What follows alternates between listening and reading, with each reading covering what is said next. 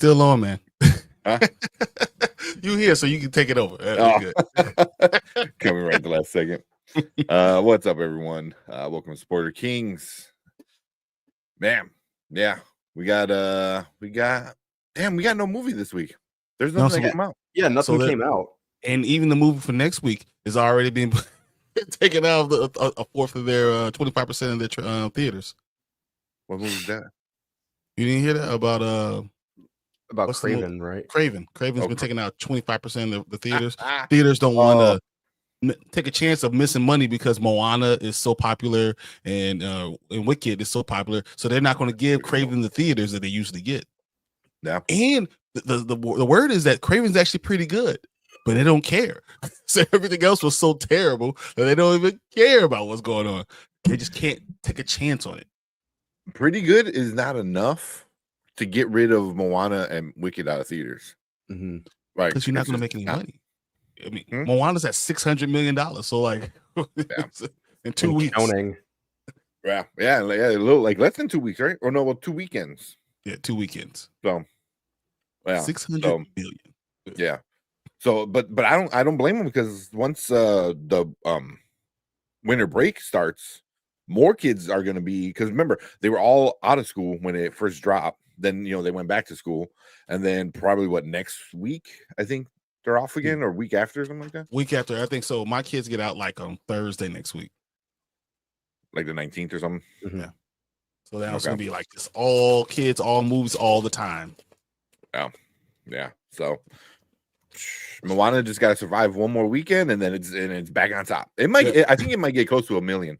I think it hits $1 billion. I think it hits $1 billion. I think it's 1.3. I don't think it's going to really contest with I think it's going to mess with Wolverine and Deadpool and Wolverine. I can see that. Mm-hmm. I can see that. All right, got a lot of people in here. So I know. I'm about to say what's up to everybody. Going by everyone real quick. What's up, Collector? Can't wait to you guys thought about the Golden Globes nominations tonight and new episode of Dune. Yes, this was a good Dune episode. About time. So 2 in a row. Well, but you know what? I have a problem with it. I'll tell you about it later. But yeah, overall, it was pretty good. There's a lot of stuff going on. Yeah, I was actually paying attention this time for most of the episode. So, but yeah, we'll get into both of those things a little later. Reacher season 3, we're gonna talk about that. And then what's up? He goes, damn, I'm hurt. I'm here. Yeah. Early. Usually don't get it to 10:30, She, but that's great that you here, man. Yeah, what's going on? Yeah. Who else we got? We got Mama Bear in the house. What's up, Mama Bear? Always our favorite. Thank you, goodness you here. So we can actually start because the 2 shows you didn't show up. We didn't do anything. We just left. I know, right? Just sat here, figuring out what to do. And then have you seen that with T's in the house? What up, T? Appreciate that. Yep. So, gents. Yeah, the three tanks. She's so smart. Oh, hopefully. I was talking to Erica. I was like, oh man, maybe next year, I could really like strive to work out. And as soon as I came home today, it was just like, when you can't go. So that's that's one thing I learned about working out. When you have a family, if you come home, there's no way. Oh yeah. Either you leave in the morning and go early in the morning, or you do it as soon as you get off work, because you can't. Once you come home, you're home. That's it. Yeah, Daddy's home. That's it. Yeah. So we'll see, because I do not like waking up early. I get up at 6:30 every morning. Yeah, me, I'm an early bird, so no. I used to.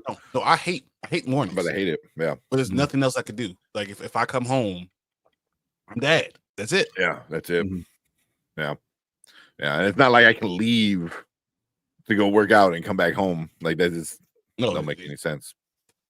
Especially because we do this late at night. So if they went to sleep at 9 and then you went, from 10 to close, that's one thing. Because we do this pretty much all the time, there's no way. No way. Yeah. So we'll see. I don't know. Going to bed at 3 o'clock. I don't know if I can wake up at 5 to go work out. It's so true.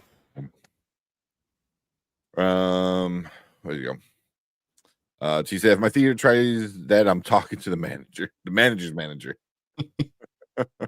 It's crazy that all of them they're pulling Best all. movie of the year. I don't know. I'm telling you, people are saying that this is going to be a good movie. The people that are seeing it, if they said this is good, it's too bad. It's Sony made. Just too bad. Yeah. Yeah. Yeah. We wind up getting a comment on one of our on our last Craven trailer, actually, our trailer reaction. And it said, he goes, "Oh, you guys are just haters, because you're hating on Sony. Like, there's nothing to hate about this movie." And I'm like, hold on. There's a lot to hate about this movie. Sony is just the cherry on top of it all. Mm-hmm. You've seen their track record with their Spider-Man villain verse. Yeah. Craven's Last Hunt is one of my favorite Spider-Man stories. It's a great storyline. So I really want Craven to be in the MCU. I really do. Same. And do it right as a villain. So if at the end of the movie he's a villain and he's doing all this stuff right, I'm happy with that. Okay. The problem is Sony just doesn't do the right thing. I don't think we're going to get to the end of the movie and it's going to be like he's a villain. It's going to be more like an anti-hero, which he's not. He's a villain. Let him be a villain. Even in the comics, when he was kind of like an anti-hero, it was like barely, it wasn't even a like bad person. Yeah.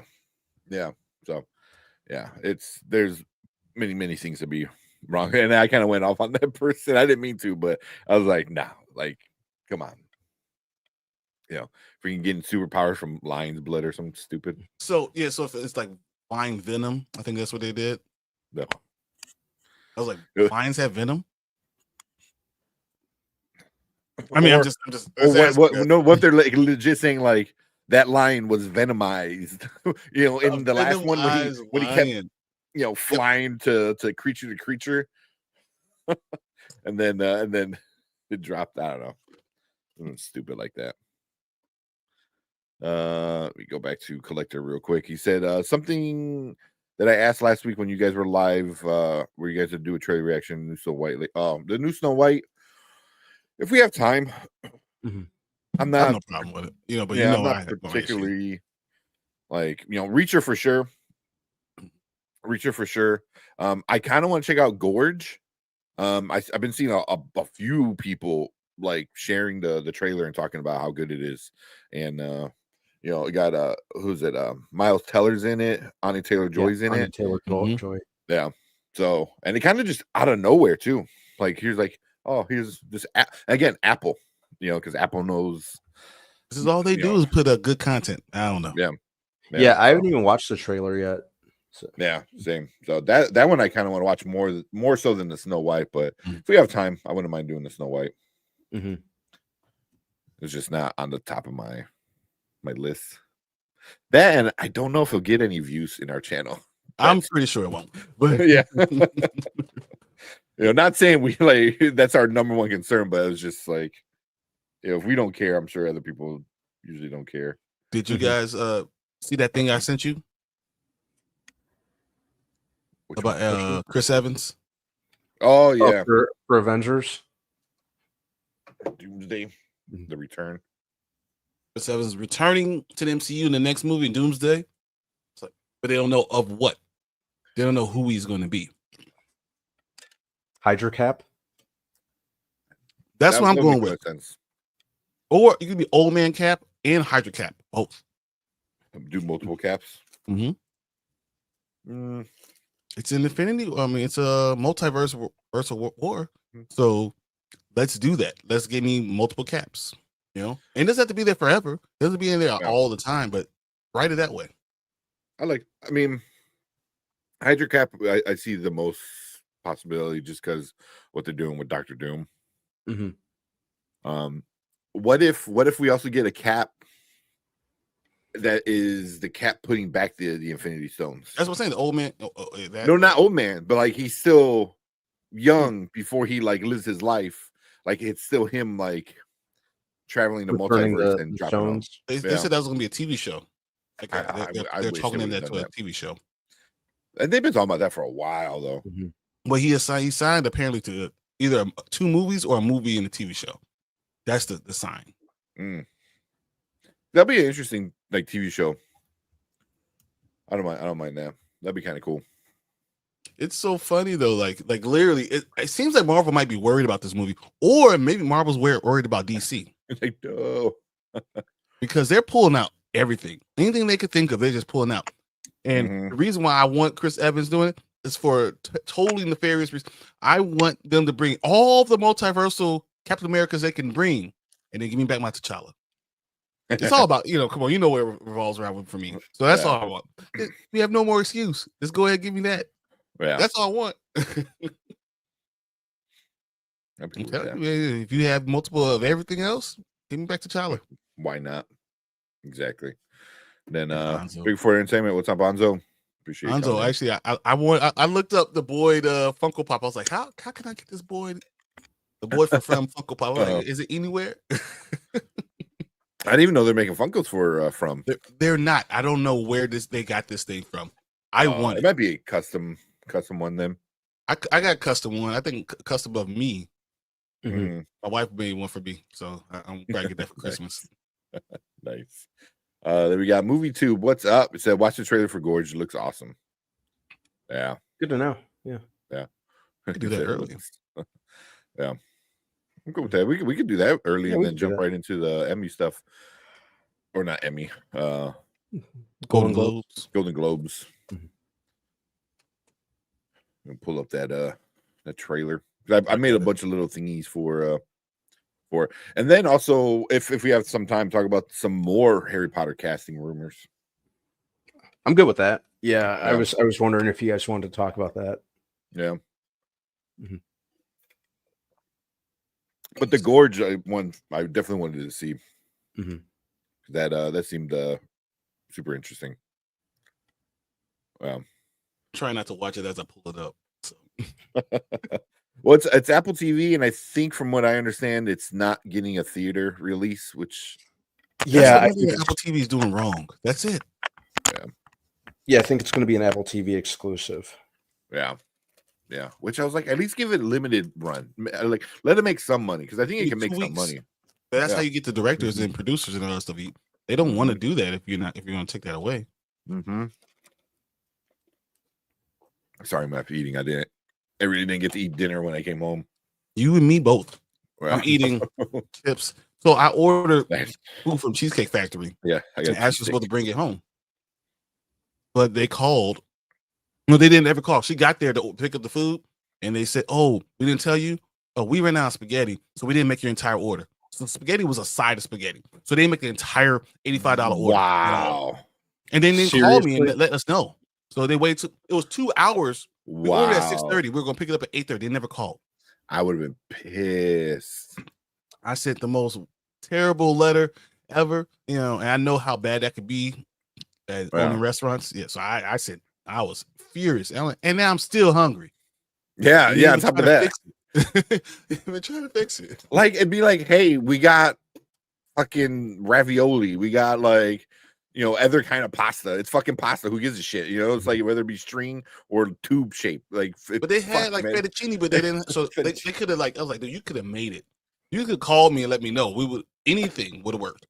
Yeah, something, right? Especially it being a side. That's wild. That's like, hey, we don't have Coke, so I just canceled your whole order. Your $85 order. I was like, that's wild. I would have been pissed. Yeah, I would have been so mad. Yeah, you said you're still hungry. Yeah, they sent me back the money, but they waited till we went there to pick it up to even let us know anything. And by that time, restaurants are closed. So we just said, all right, well, yeah. My wife is pissed off right now. Ashley is pissed. I bet. Even like I go to every so often I'll go to the Portillo's by my house, and or anybody not from like Chicago. The Portillo's is like the local McDonald's, I guess. I don't know, like a local chain restaurant. Well, now it's franchised out. But in Chicago, it's still owned by the family. Is it? Yeah, I know it's family. Okay. Because I know the one by me is the original. It's the first one. It's the one in Villa Park. but I'll go there and I always ask for no salt because I don't like salt on my fries because they always over salt them, and they usually take a while, which I get. They always give me a piece of cake for taking so long. We're like, oh, we're sorry, here's a piece of cake. That like, and I'm like, cool. Like I didn't even expect it because I know it's gonna take a while because I'm asking for something special. But so you like, know, the cake, you know, the frosting, they make it with mayonnaise. yeah. They that whole cake is like just lard filled amazingness. I don't like regular mayonnaise, so I don't know. That's too much for me. Yeah, they use like lard, and then when you get the chocolate cake shake, Mhm. they just take a whole amazing. Yeah, they take a whole piece of cake and throw it in the shake. Throw it in the shake. It's not awesome. like they it's not do like it at the home, but they don't do that in other places. Really? Oh yeah. So if you go to California, said Vegas or Arizona or Florida, they don't do it the same way. They just like cake flavored. Mm-hmm. Nah, that sucks. Yeah, the ones over here, man, they put a whole piece of cake in there. That's fucking wild. It's good though, but your chest will be Happy early hurting. birthday, Uncollected Movie Man. That's awesome. Yeah. Happy birthday. Go. Yeah, happy birthday, man. My birthday on Sunday. That's just far enough to be away from Christmas. That's pretty awesome. Yeah. Close enough where you probably sometimes might get the week off from school when growing up, but far not too enough that close you're not where, getting like, Christmas gifts. Yeah. Yep. Who else we got? We got the view with Drew. What's up, Drew? Drew. Yeah. Argyle ruined it for everyone. Yeah, Argyle. Exactly, they did. Yeah. I would give my money back. Yeah. Want food? Get the money. Somebody get this man a sandwich. I mean, I would be if a magical hand just came in and just gave me a sandwich, like right now. Oh my god, I'll be sitting here just yeah. Movie Tube said, I'm not the biggest fan of action, but The Gorge is kind of I would watch. You see the trailer? The trailer, yeah. Okay, check that out. Give a shout out to Ace coming in, hanging out. Appreciate you, Ace. So never going back to that place, really? I always had a lot of issues with Cheesecake Factory, man. Like whether it be seating or food, like I don't think I ever went in and not had an issue. Really? I usually don't have problems. Really? Yeah, I've never had any problems there. I mean, it's not like I go all the time, but like the handful of times I've gone, it was like something's always jacked up. Ashley just came home. I just heard her open the garage and she is upset. Damn. And we're both hungry. I can hear it. I'm like, You can hear the stomach growling. Oh man. There you go. He goes, I'm gonna be 37. I'm getting old. Remember when you were 37, Tank? That'd before kids. Oh man, that's terrible. All right. Let's check out this trailer. Going to Cheesecake Factory in Qatar. Oh man, yeah. Can't say I'm the biggest fan. That's wild, man. It's like you're in Qatar and you go to Cheesecake Factory. Wow, dude. That's pretty awesome, man. That is cool. I'm like shocked. Excuse me. All right, let's let me prep this up real quick. Then let's check this one out. Hey, Tony, what's up, Tony? I'm turning 33 on 29th. Yeah, happy early birthday, That's still young, man. That's another good day. Like you get that time off from school, and then that as you get a little bit like Christmas in your gifts. 20s. And then for him, he's 4 days after, so he gets the little birthday bump. That works. And then you still got what, 2 days, 2 nights, I think, before New Year's, because New Year's is the 31st. So that's not bad, man. That's a nice stretch for you, man. Right in the sweet spot. Yep. Happy birthday. Happy early birthday, Tony. Well, 33 was a great year for me, man. That was when I was like right in my sweet spot. Like my body didn't hurt. I didn't wake up, my knees crack. You know, my back wasn't back going out. I was still able to play basketball and jump out of the gym. Then it went downhill from there. Now I barely dunked. That's my problem. My knees always cracked, man. Tore my ACL in high school, and then that was it. Game over. Again, I'll wake up and I'll stretch, and you hear a loud like pop, and like Erica's like, "What the fuck is that?" I'm like, "Oh, it's my knee just kind of popping in place." That's my ankle Wow. every day. Wow. If they tear your Achilles, it's never the same. Oh yeah, that's rough. All right, let's check out this trailer, and then we'll get into the Golden Globes and stuff. Yo. Let's go. All right, what is up? Welcome to the Spoiler Kings. I am with Brandman Brandon over here, Brian the Grizzly over there, and we're going to check out this new trailer that caught everyone by surprise, The Gorge. New Apple TV exclusive. No theater release, going straight to Apple. We got Miles Teller, and Anya Taylor-Joy. So, yeah, I just heard good things about it, and that's it. Let's find out what The Gorge is. All right. Yep. Here we go.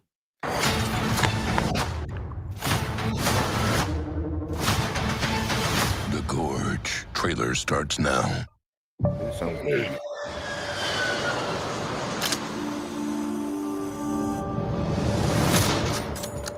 I have new orders that require me to go dark for at least a year, maybe more. A special assignment in an undisclosed location. As an elite sniper, are you presently under any private or military contract? No, there's not a lot of reasons for me right now. What if I gave you a reason? There she is. West Tower Observation Post. Your home for the next 365 days. There is no outside communication here. What's that on the other side? That is East Tower. Contact with the other side is strictly forbidden.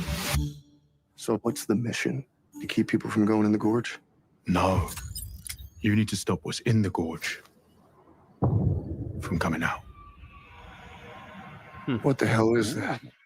The gorge is the door to hell. And we're standing guard at the gate.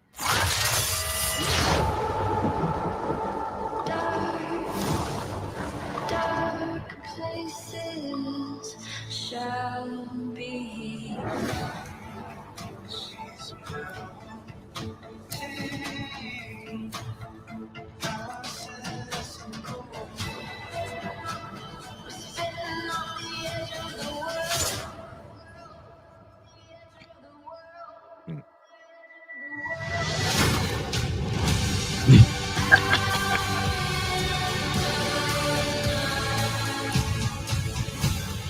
What's the truth about this place? What's the truth about the gorge?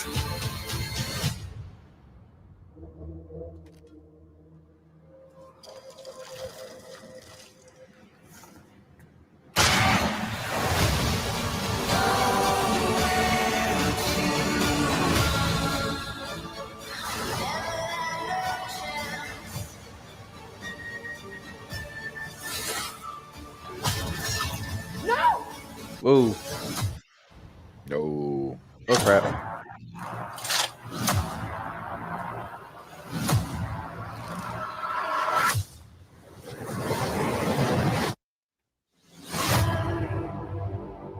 Dark places. This Okay. place is evil. All right, All right. man. I like that. Same. That looks well. Did it has a release date? That Because that looks pretty good. looked awesome. February 14th. February 14th. Yeah. Streaming February 14th. Mm-hmm. Yeah, definitely be checking that out. I mean, that's how you do a trailer right there. I don't know anything. I have no idea what the hell's going on, but I know enough that it looks interesting. That's all I really need to know. Mm-hmm. Yeah, and then Scott Derrickson is directing it. Yeah, Mhm. I like him as a director. Yeah, but he's done a lot of like scary, like Black Phone, Sinister, Black Phone, yeah, um, Sinister. um, What else did he the do? the Emily Rose one, which it was, man, that was Mhm. that was a good one. It said Wouldn't Doctor Strange know. too. So So, yeah, wouldn't know. Never will. yeah. Mhm. Yeah, but the Gorge looks good. That looked really good. A nice like intrigue, like what's in there. You hear like it sounds like a dinosaur. That's Yeah. what it's gonna sound like. Yeah. Yeah. What if I'm this is like tied into like Godzilla or King Kong or something? You know, that's kind of where my mind went Yeah, right. a little bit. Because don't Apple Plus has Monarch on Yeah. it, right? It does Mhm. have Monarch. So, Yeah. Yeah. I Maybe was another. definitely thinking You dinosaur. That's what I was thinking. Mhm. know. Jurassic Park or something like that. Yeah. This is where we dumped all the dinosaurs. Just let them all into a giant pit. Yeah. That looks really good though. Yeah. And two really good actors. You know, Miles Teller is solid, and Anna Taylor-Joy is like she's really good. Yeah, she's on a hot streak. Yeah. You see Um, the little Queen's Gambit reference with the chest thing in there. Mhm. Yeah, that was funny. You know, I just don't like Miles Taylor, and not that he's a bad actor, but I don't like him. Like he's very unlikable. Like he does a good job being unlikable in his movies. You know, he just makes me. He has such a punchable face. Just want to punch. yeah. I don't mind the guy, but I have to admit he does have a face that you just want to hit. I was trying to think, remember what else he was in. Whiplash. I forgot he was in Whiplash. Then obviously Top Gun. He was big in Top Gun. Fantastic Four. I was the Fantastic Four, and then I was thinking about Divergent. Yep. All those movies. Yeah, he was in War Dogs. War Dogs was a in- really good movie though. War Dogs is pretty good. Yeah. Yeah. And that was still Fat Jonah. Mhm. So I that like might have him. been the last time he was fat too. I like Miles Taylor. I like he has a punchable face. I just want to, something about you. He just has one of those faces. I don't mind the dude, but Yeah. even I have to admit he does have one of those faces. That's funny. Mhm. But yeah, I'm digging it. I'm liking it. Yeah, you know, we'll end that there. You know, once it comes out, we'll probably for sure watch it. You know, Apple TV has been hitting home runs for the most part. Especially with their TV. With their movies, they're 60-40 with their movies, you know. But this one looks pretty solid. They know good stuff. They know how to put good stuff together. Yeah. Yeah. That's the big thing. Yeah. So, that's our thoughts for the Gorge. We want to hear from you guys. So leave a comment down below if you're watching on the replay. Hit that like button, hit that subscribe button so you can come and join us live and do these trailer reactions with us where we are live. And if you are in our live chat right now, stick around because we're going to get into all of your guys' comments. Funny comments. You guys are hilarious. Yeah. It's like, what the hell? This sounds dirty. The Gorge. Never mind. Never mind. Oh boy. Let's see. Mama Bear's turning redacted in January 16th. Hey, so you got about a month or so, about 5 weeks. No one needs to know. No one needs to know. That's what I said. I look young for my age. You're making yourself sound ancient, dude. Yeah, we're all older than you. Makes us even feel older. Well, I mean, me and you, Tank, are younger than that guy, that old guy over there. Don't tell everyone my business. The one that looks the youngest out of all of us. That's all because he ain't got no kids. That's all. That's like 5 years automatic at least. As soon as I had kids, I was like, man, I might only look this way, but I'm really 50. But you added kids years.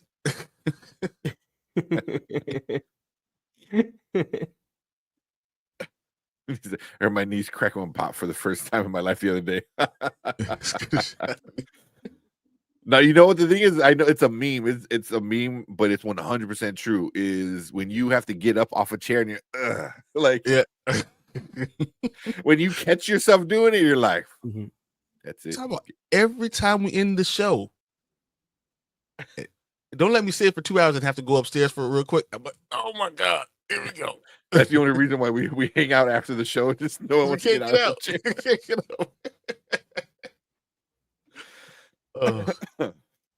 out. Profess, what's up, Profess? She says she has range with accents she has done over the years. Yeah, she's good. She's really good. She's talented. I much like her as a like black hair brunette rather than a blonde. Same. She looks She older. looks so much different. She looks like a different person. She looks like an adult. So every time I see her when she's not When she's you know, blonde, like that blonde, she beach- looks like a beach kid. blonde. She looks like she's a little kid and she should be It in makes high her school so somewhere. much younger. I Now she agree. looks like an adult. Not that she looks older with the dark hair, but that she looks more mature.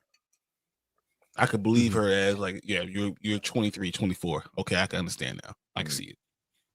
Yeah. T said, but he's been cracked for decades. Yeah, I forgot the sound of silence. But you got up. Your knees didn't crack? What was that? How's that look? Yeah. Collector said, you know what makes me mad about Apple? That they don't put their movies out on physical media. Yeah. Oh, there's a way around it. Go to eBay. Yep. You find it. You can find it. You can find everything. You can find it. I had Godzilla -1 for like a year and a half. Like I ordered it. Oh, it just came out. I was like, man, I've had it for forever. I don't know what you're talking about. That's funny. Yeah. A said, wait, this is a story I heard before. Oh, really? Okay.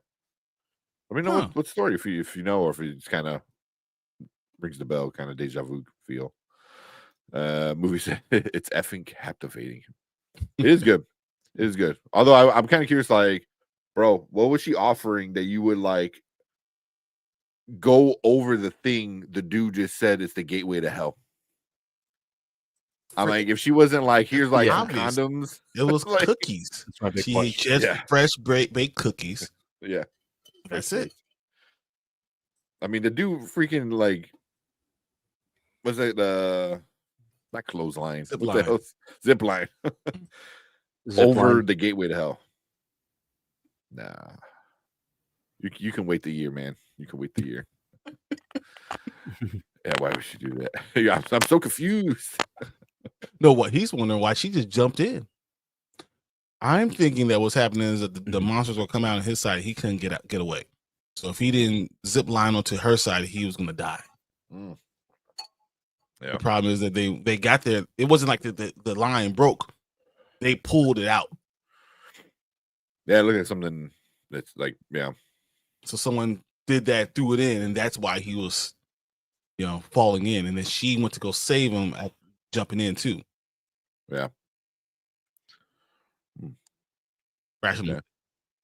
Yeah. I said, I would tempt it for Anna. Like, is it good rope? It's strong rope. Make sure it's good rope. Hey, I'm gonna throw this rope in here with this lifesaver. Hopefully you get it. Good luck. There's no water. Vuju said, how would it be if on one day characters in the Pixar universe came together and formed a team? So Toy Story. Yeah, basically. What it would be, right? So Toy Story. That's what it is. I mean, that's kind of what Pixar does anyway. Don't they like mix in a lot of their, stuff anyway? Like you'll see, the like the pizza dinosaur. truck is in every movie. So, although I haven't found, Yeah. I haven't found the pizza truck in Lightyear. I never really paid attention though. I gotta look for it. Sure, it's there. It had to be like a toy or something like that. That's a good question. It could be. I mean, it could be once they start the building this the civilization on that planet. You could be like in the background kind of thing. Check it out. I don't think I saw it. Ratatouille controlling Baymax. Damn, is how did Miles Teller hurt you? It's just something about him, man. I don't know what it is. Just I look at him and just and he was such a douchebag and Divergent and Legion and all that. He was such a douchebag. Oh, he sure was. Yeah, he was a yeah. You know, just and then the way he looks, it's just that it has nothing to do with him. Just the way he looks. It's just it reminds me of the Step Brothers. Like at the end, he goes, I like you, Brendan. But man, something about your face. Just is there anything I can do about it? He's like, nope. It's like just there. I want to punch it. Oh man. He loves Step Brothers, man. Who is it? Kenny Sparks said he does not like Step Brothers, and that kind of like hurt me. Like, I love Step Brothers. Yeah, but it's people that don't like silly movies. What it's weird because I don't like silly movies, but I like the dude who directed that, Adam McKay. Oh yeah, It still tears like me up. Step Brothers. Like I like a lot of that. The guy who directed it, Adam McKay. Mm-hmm. No, Adam McKay does awesome stuff. Yeah. No, Talladega Nights and the other guys, like all of which I think are absolutely hilarious. Mm-hmm. We did The Big Short, Vice, Don't Look Up. Those are all good ones too. Mm-hmm. Yeah, I think he did Anchorman. He did do Anchor. Yeah, he did both of them. Yeah. Forgot about that. But there is a traditional piece of playing truck. Where in Takani Prime, A Planet Uncharted Space, where when they start developing and all stuff, he does get a piece of truck. Yeah, I'm looking at the picture right now. Yeah. But it just sucks that Adam McKay and Will Ferrell are like not friends anymore. They're like the biggest enemies, and all of a sudden, I don't know about the biggest enemies. I think it's more on Will Ferrell. Will Ferrell than Adam McKay. You know. Because it's not like he gave it because it was for the whole role of that Lakers winning time show, winning time. You know, because John C. Reilly wound up getting that role when it was supposed to. I guess according to Will Ferrell, it was supposed to be Will Ferrell. You know, but it was but he gave it to John C. Reilly though. You know, it's not like he gave it to like somebody else. You know, so it's and John C. Reilly and Will Ferrell are like super cool. So it's like. It just really sucks that those three guys, you know, and then they helped start Funny or Die, you know, which is like old school internet stuff, you know. So yeah, it just sucks, man. I'm sorry, I just got distracted because I'm about to lose my guillotine league by 0.1 points. With T. Higgins never caught another pass. Is the game over? It's 1 minute left. And all I needed was him to score 4.2 points, and he only 4.1. You're one catch away. I was been one catch away from the entire game. Damn. Hopefully he can at least catch it. I'm assuming PPR. Yep. Yeah. Damn. Just say, all right, well. This is interesting. Miles Teller always reminds me of Vince Vaughn. That's from Tony. I can kind of see that, especially with the in terms of the voice. Got kind of a similar voice. Thanks, Sam. Yeah. Oh, yeah, Collector saying I don't like Step Brothers. Oh, man, that hurts. Okay. That is one of my all-time favorites. Mm-hmm. Whenever I'm bored, I throw it on and watch it. Mm-hmm. Well, is it one month? No. I haven't watched it recently because of the kids, but yeah. So if it's on, I'm watching it. That's usually what happens. Yeah, yeah. And it's always on. That's the thing too. It's always on like some channel. And she said, who don't like Step Brothers? Obviously Collector don't like it, and then Kenny Sparks. So he's another friend of the channel. He's awesome. But he said he's not a big fan of Step Brothers. If I'm gonna be honest, I like Wedding Crashers more than I like Step Brothers. I like Wedding Crashers, but I still like Step Brothers more. Wedding Crashers is great. No, it's another classic. Yeah. I'm not sure which one I like more. I might go Wedding Crashers. I'm not sure. Catalina wine mixer. Catalina wine mixer. Oh my god, that was the best. I still, whenever somebody says something like why are you doing something, I'm like, because I want to make bank, bro. Like, it's so stupid. Oh my goodness. Like half of the time people at work look at me like, what? I'm like, yeah. One person at work got the reference. I was like, we're best friends now. Do we just become best friends? Yep. I'm like, anything you want. You get top of the list shipping. You bring it out. You got it. The brother, yeah, we said Dark Room. What's up, Dark Room Reviews? Dark Room, what's up, man? Appreciate you coming in. Well, he said the only movie I can deal with Will Ferrell is Anchorman. Will Ferrell, I like pretty much. Talladega Nights is another great one that I love. You know, anything with him and Johnson Riley. I'm not a huge Will Ferrell fan either. I'm not. Besides that Sherlock movie, which was still kind of but that was my least favorite of the John C. Riley. Oh yeah, the team up. What was that? Holmes and Watson. That was crap. Yeah. That was so I bad. felt like they were trying too hard. You know, but usually I like Will Ferrell in most of his stuff. Mm-hmm.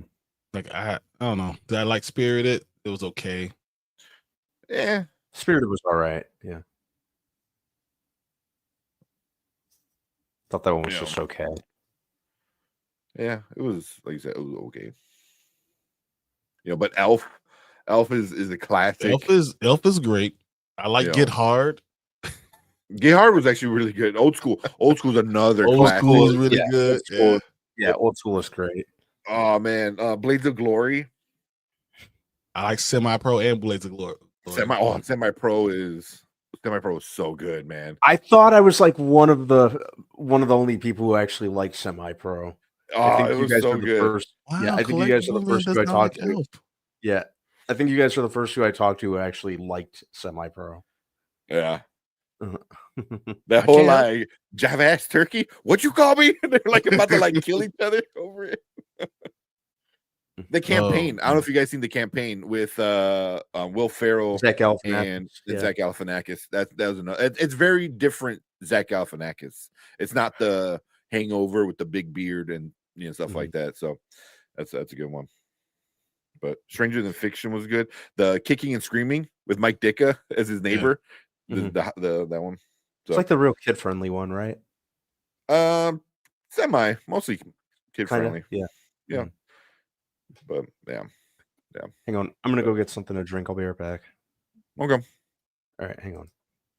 Hello, over here. Are you saying the campaign? The campaign is really. I went up finding it not too long ago at the Goodwill. I got I got a whole collection of Will Ferrell right here. Like I put them all together. I mean, he's fine. He's funny, but sometimes I feel like he's trying too hard, and that's when I can't do it. We got that one. It's hard. The best of Will Ferrell. That's a no. I think that's just part of your taste. It depends on what your taste is. Oh yeah. Frank the Tank. Old School is really earmuffs is still great. I'm telling you, Wedding Crashers is just higher for me. I love Wedding Crashers, because it's because I like Vince Vaughn. And I probably enjoy Vince Vaughn more than I like Will Ferrell, no matter what. And I know that Will Ferrell's a genius. Like I know it in my mind, but I enjoy Vince Vaughn more than I enjoy.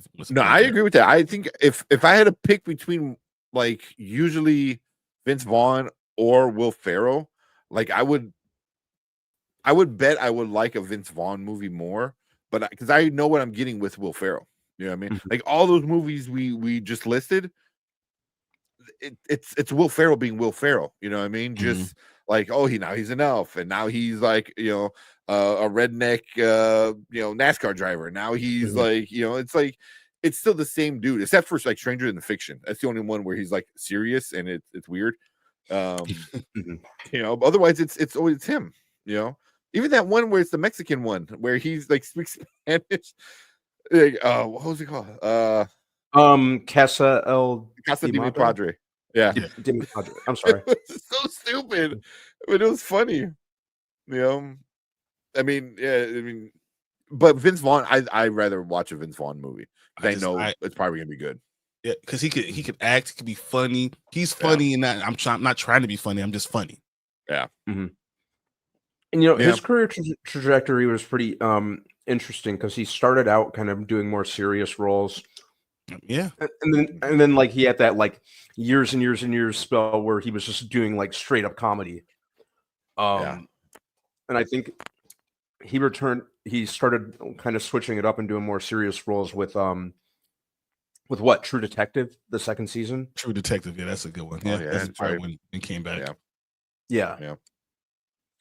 But I know they're doing another sequel of Dodgeball. Yeah, the one I haven't watched, it's on my list, is Bad Monkey. That's the one that came out this year with Vince Vaughn. And I need to watch that too. I was going to mention. I haven't heard if it's good or bad or anything. I have no idea. I hear it's pretty good. Apple TV, yeah. Another Apple TV thing. 93% on Rotten Tomatoes. So damn. So, like, yeah. Psycho Former was good. We was Psycho. The Cell. It was in The Cell. Mm-hmm. And Zoolander, and then Domestic Disturbance and Old School. He was scary in Domestic Disturbance. But he's been scary in a lot of them, right? Like he's either really funny or he's like the villain for real. Yeah. Mm-hmm. And wasn't he's in Swingers? Mm-hmm. Yeah. Yeah. What's the one with him and Jennifer Aniston? That was a The good one. The breakup is great. Yeah, that was a really good one too. Yeah, but I always liked Vince Vaughn. I'm going to say I think I like Wedding Crashers more than I like Dodgeball. Even though Dodgeball, I love Dodgeball. I love Dodgeball. Wedding Crashers. It's like choosing between my kids. I don't know which one I want. I don't know which one. I give me both. I can't take one. He was on a tear for a while. Yeah. Man, Dodgeball is so good though. Oh, good. Yeah. We have a good rest of the week. I don't know if that was towards you, somebody, or you just heading out. If you're heading out Dark Room, I appreciate you coming in, saying hi. I gotta need more cowbell. that's one of my first ones. Vince Vaughn and The Rock, best duo in history, and Be Cool. Oh yeah, and Be Cool. It was wasn't it also an Adam McKay movie? Wasn't Be Cool? Yeah. Be Cool. Yeah. You remember that? Be Cool was directed by F. Gary Gray, if I remember correctly. Yes.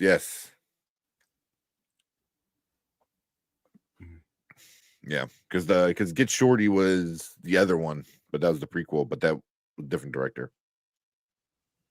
Yeah. Yeah, Be Cool. Be Cool was really good. With The Rock, and that was one of the early Rock. Yeah. That was like when he first really started acting. Yeah. Dodgeball was great. Dodgeball was really great. Also, what's up? I know what was that? Kids Cairo, or how would you pronounce that? Kids are Cairo. Kids are Kyle. But appreciate you coming in, hanging out Rock with us. In the Afro, yeah, it was The Rock in the Afro. Oh yeah, that's right. That was before he was like Jack. He was still big. Don't get me wrong, but that was before he was like, one giant muscle. I want to see Vince Vaughn and Owen Wilson in another film together. I love that. That's what I really want. Oh my god, that'd be so good. Like maybe like not a sequel to Wedding Crashers, but I don't know, something like that. Yeah, I want to see Vince Vaughn. Like he kind of stepped away for a little bit, and he's kind of coming back with this last movie. I love The Internship. Yes, I just bought that. It's so underrated. It is really underrated. because that was like one of my favorite points. Is like he goes, "You're in a blender. How do you get out?" And then just start like going off and like, "Well, what's in the blender? Like, what kind of blender is it? You know, like it never turns off. Well, you know, it's gonna die sometime. You know." That was such a good movie. I do like that one. And then the idea behind it. So I mean, that's what I like about Vince Vaughn. His movies actually have like meaning behind it. Mm-hmm. You know, it's not just being silly or whatever. He actually has something behind it. So I always thought that was great. Yeah, Couples Retreat was I like Couples Retreat. That's the one where you get that meme that's everywhere now. Is he goes, all right, what we gotta do is we gotta come together as a team, except for you. You're a problem. You know, like that's from Couples Retreat. I really those are good movies. Yeah, but those like Vince Vaughn, Owen Wilson, and then Vince Vaughn and Will Ferrell, like they in old school. Mm-hmm. It was like the early 2000s, man, was such a interesting time. So old school 2003, Dodgeball 2004, Anchorman 2004, The Wedding Crashers 2005. He was just killing it. That was like YouTube wasn't fully a thing, but you had all these weird things on the internet. Like Funny or Die was really big with all their little skits, and you had all this weird shit on the internet, and you saw a lot of their stuff, their style, influencing a lot of the internet back then. Yeah. All right. Yeah, they had a run. It's a good 3-4 year run. That was really, really good. Yeah. There's always a group that does that, because then like in the early 2010s, you had Judd Apatow's kind of people, with all their funny stuff. Mm-hmm. I'm drawing a blank, like those movies. Paul Rudd, I Love You, Man. I Love You, Man. Which one? Mm-hmm. It's Seth Rogen. Oh, Seth Rogen. Yeah. Yeah, he was part of that. Yeah. Him, Seth Rogen, like you said, Paul Rudd, Seth Rogen, Jonah Hill, Jason Segel. Jonah Hill. Yeah. Jason Segel. Yeah. Yeah. That's why it's like every 10-ish years, there's always like a group of people that kind of have a good run at comedy. Except for lately, man. I don't know if there's been like a group of people doing like comedy stuff. Yeah, I thought it was funny. No, not really. Lately. Yeah, we don't really have any like, because back in the 2000s, it was like Adam McKay, Judd Apatow, and like Todd Phillips were like the holy trinity of comedy. Yeah. But rank these from you guys. Okay. 40-Year-Old Virgin, Dodgeball, Step Brothers, Anchorman, and Wedding Crashers. Okay. Rank them. Huh.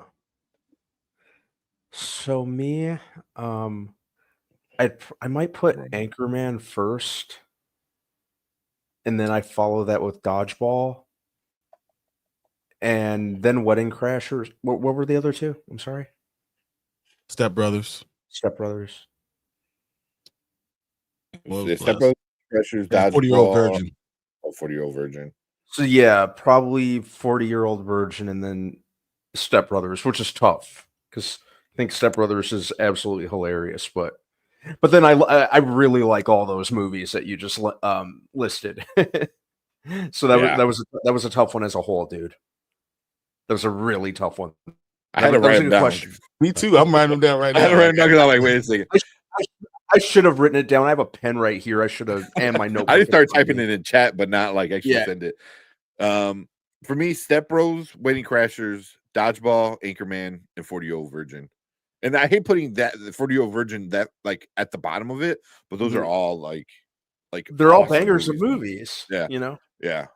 They're all so funny. They all had great casts. Like yeah, they're all like amazing movies. Yeah, I got it. Yeah. Good. Okay, here we go. I'm going number 1, Dodgeball. Number 2, Wedding Crashers. 3, 40-Year-Old Virgin. 4, Step Brothers. 5, Anchorman. And people probably think that's nuts because people love Anchorman. Yeah. I mean, I love Anchorman was great. Was a great. Like, I love Lamp. Like, Dodgeball was just so enjoyable. Yeah. And you know, it pulled off comedy without being anything like raunchy or crass, which is a commonality with a lot of comedy nowadays, or you know, over the past 2 decades. You know, Yeah. it's definitely the most accessible one of that list, and still managed to be hilarious. Yeah, I mean, all those movies. Me and you two, Like- the 4 and 5, me and you the switch, same except 4 and 5 switched. Yeah, Mhm. but all those movies, like for me, are like they're just so quotable. Yeah. Like each one, like Dodgeball is like, oh, that's a bold move, Cotton. Let's see if it pays off. You're like, that's like one that you just see all the time. Wedding Crashers with the meatballs, you know, 40-year-old virgin with the one where he's getting waxed. You know, Nobody makes me bleed my own blood. Nobody. yeah, that you know, Anchorman has a bunch of them. You go, Yeah. I'm kind of a big deal, you know. So it's like, like those are all like great comedies, man. Great comedies, you know. And Collector saying Ace Ventura, Pet Detective, those are great. Those are great. He's Those a are really good. he's a god like of comedy right now. I mean, Jim Carrey when he came out, yeah, he did everything. Everything he touched was special. I remember he completely like dominated the year of 1994 because that's when he had the trifecta of Ace Ventura, The Mask, and Dumb and Dumber. I think were like 3 of the biggest movies of that year. Okay, Jim Carrey or Adam Sandler? I have to say Jim Carrey. Jim Carrey. I have to say Jim Carrey. No disrespect. Who has the better movies? Not who's funnier. Who has the better movies? I think I think Jim Carrey has the better movies overall. Yeah, because whenever he did serious stuff, it was kind of like a surprise. Like Truman Show was good. Truman Show, Eternal Suns. What was it? 21? Whatever. The number 23. Number 23. That was a interesting one. It wasn't like horrible, but it wasn't great. But it was like a like him doing horror or like suspense kind of horror kind of stuff like that was cool. But you can no one say the same thing about Adam Sandler, right? You can. His You know, serious role movies are like Spanglish is one of the best movies I've Spanglish ever is great. seen. Ever seen. Punch Drunk Love was pretty good at Uncut Gems, obviously. Uncut Gems, yeah. I like how you know he does his Hustle. That's yeah, like he'll do like his kind of like a streak of like movies with his buddies through Happy Madison, and then he'll come out like periodically with like a really, really good one. Rain Over Me. That was Rain Over Me, yeah. Like you said, Spanglish. We already mentioned Punch Drunk Love and Click. Click. It was good. But I think Adam Sandler has more duds than Jim Carrey. 100%. I 100%. Because I'm looking like Bulletproof was not great. I didn't like people love Nicky. I know people love Bulletproof. Really? Yeah. You know, what's the other one? Hubie Halloween was not good. I'm sorry. You know, I kind of rocks with Hubie Halloween. I tell you, oh man! Every time you Jack say and one, Jill. Jack and Jill, come on. Yeah, Jack and Jill was I don't know horrible. anybody who likes that one. That was absolutely not. That is 51st Dates is great, right? Like, Yeah. He says Bulletproof was great. The Wedding Singer. Obviously, okay. Wedding Singer, right? Maybe I gotta watch it again. I like. I did Hubie not. Halloween. You didn't like The Wedding Singer? I love. I love The Wedding Singer. Oh, no, okay. I didn't like Hubie Halloween. Wedding Singer Yeah, was great. you know, like Halloween season's one of my favorite times of the year. I'm easy to please during that time of year, so maybe that has a lot to do with it. I did want his I did want his thermos in that movie though. I want one of those thermoses. Who has more I gotta hits, watch it. Jim Carrey or Adam Sandler? I probably Jim Carrey. Mm-hmm. He's probably doing. He was doing it longer. Yeah, You know, and I know They have about the same amount of movies. Sandler Really? Sandler maybe has a leg up in terms of quantity. Because he was making movies in his own production company all the time. Yeah, you know, Happy Madison puts out stuff left and right. Mhm. Yeah. I mean, And, Happy Gilmore and Billy Madison are like two of my favorite movies. Like both of those, so great. 51st Dates is like, I love that 51st movie. I Dates, could watch yeah. that at any point in time. Yeah, Big Daddy's another good one. Yep. Big Daddy's great. The Longest Yard was good. I said Longest Yard was Spanglish good. really good. Yeah. Water Mama Boy Bear said, is Boy. Water Boy. Oh yeah. Mama Bear said the cats let him work through it. Punch Drunk Love is a great movie. Punch Drunk Love is amazing. Yeah. So I mean, when you really look at it, it's closer than you want to say. Mm-hmm. Wow. I mean, they're both amazing. Freaking, like funny actors that can also do serious stuff. And I think Jim Carrey's a better overall actor, but every time I think that, Adam Sandler comes up with Uncut Gems. So it's like, I don't know, maybe. Did I get your list? Or here, Tony said, Superbad, Pineapple Express, The Hangover, Knocked Up, Tropic Thunder. Ooh. Yeah, but Superbad, Pineapple Express, Knocked Up, that's all kind of that Apatow. Yeah, I think the only two that aren't that he wasn't involved in were The Hangover and Tropic Thunder. Yeah, he might have helped. Tropic Thunder is would never get through the day. Oh, that's dude, that's a movie that would never be. People would throw a fit. Yeah, because I think that dropped shortly before cancel culture really became a thing. Wow. Even back then, I remember when it first came out, there was a lot of people angry. It's just the internet wasn't as big as it is now, What year was that? That'd have been like 2008. 2008. Yeah.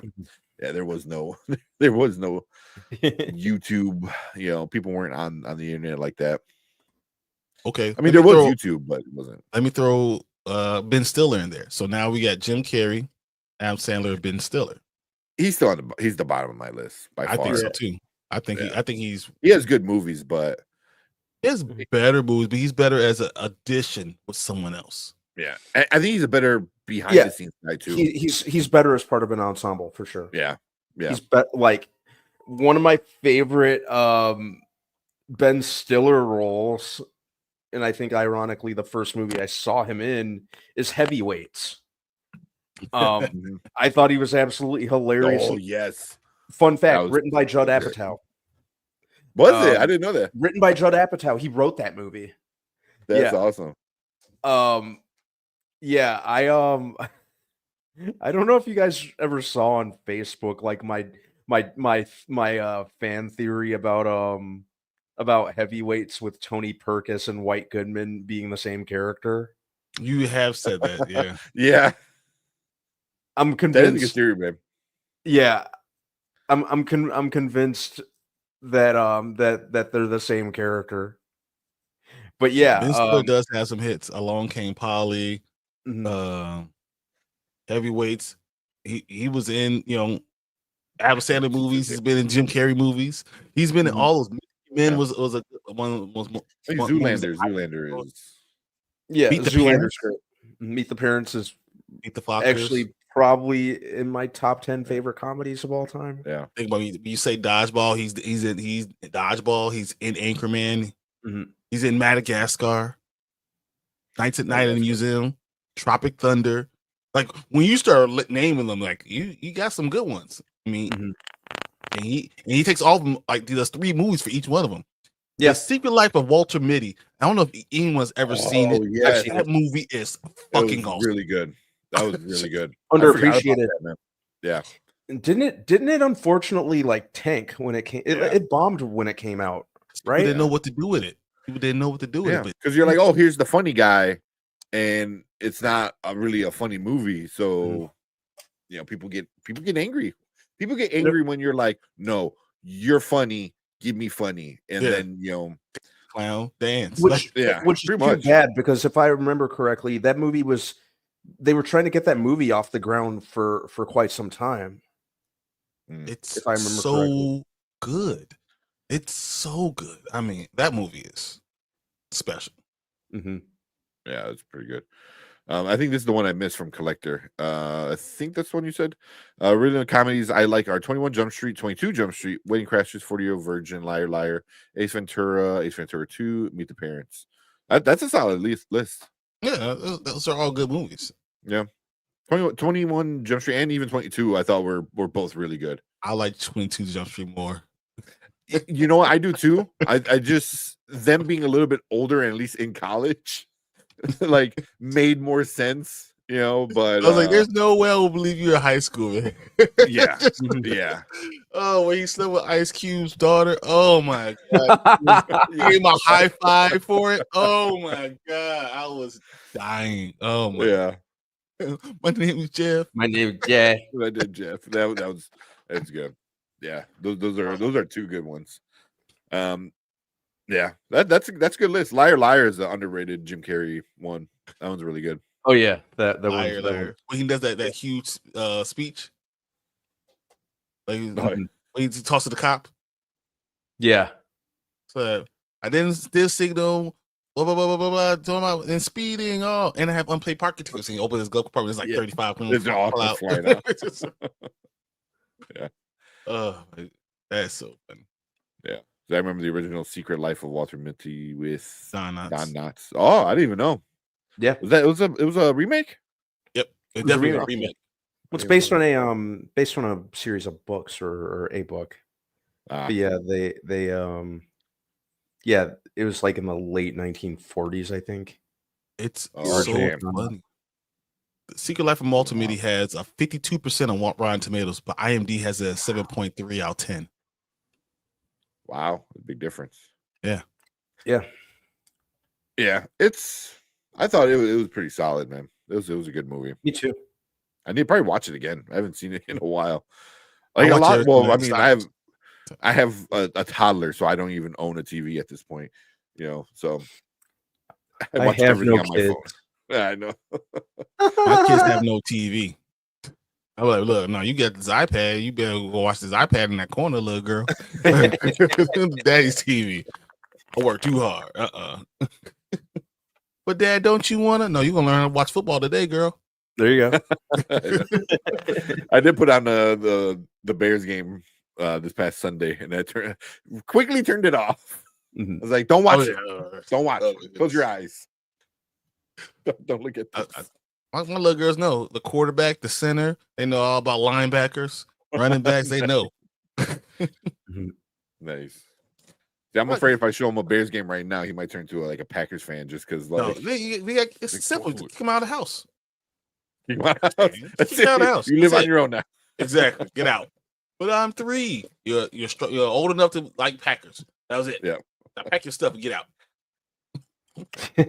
I'll drop you on the border of Wisconsin. Get out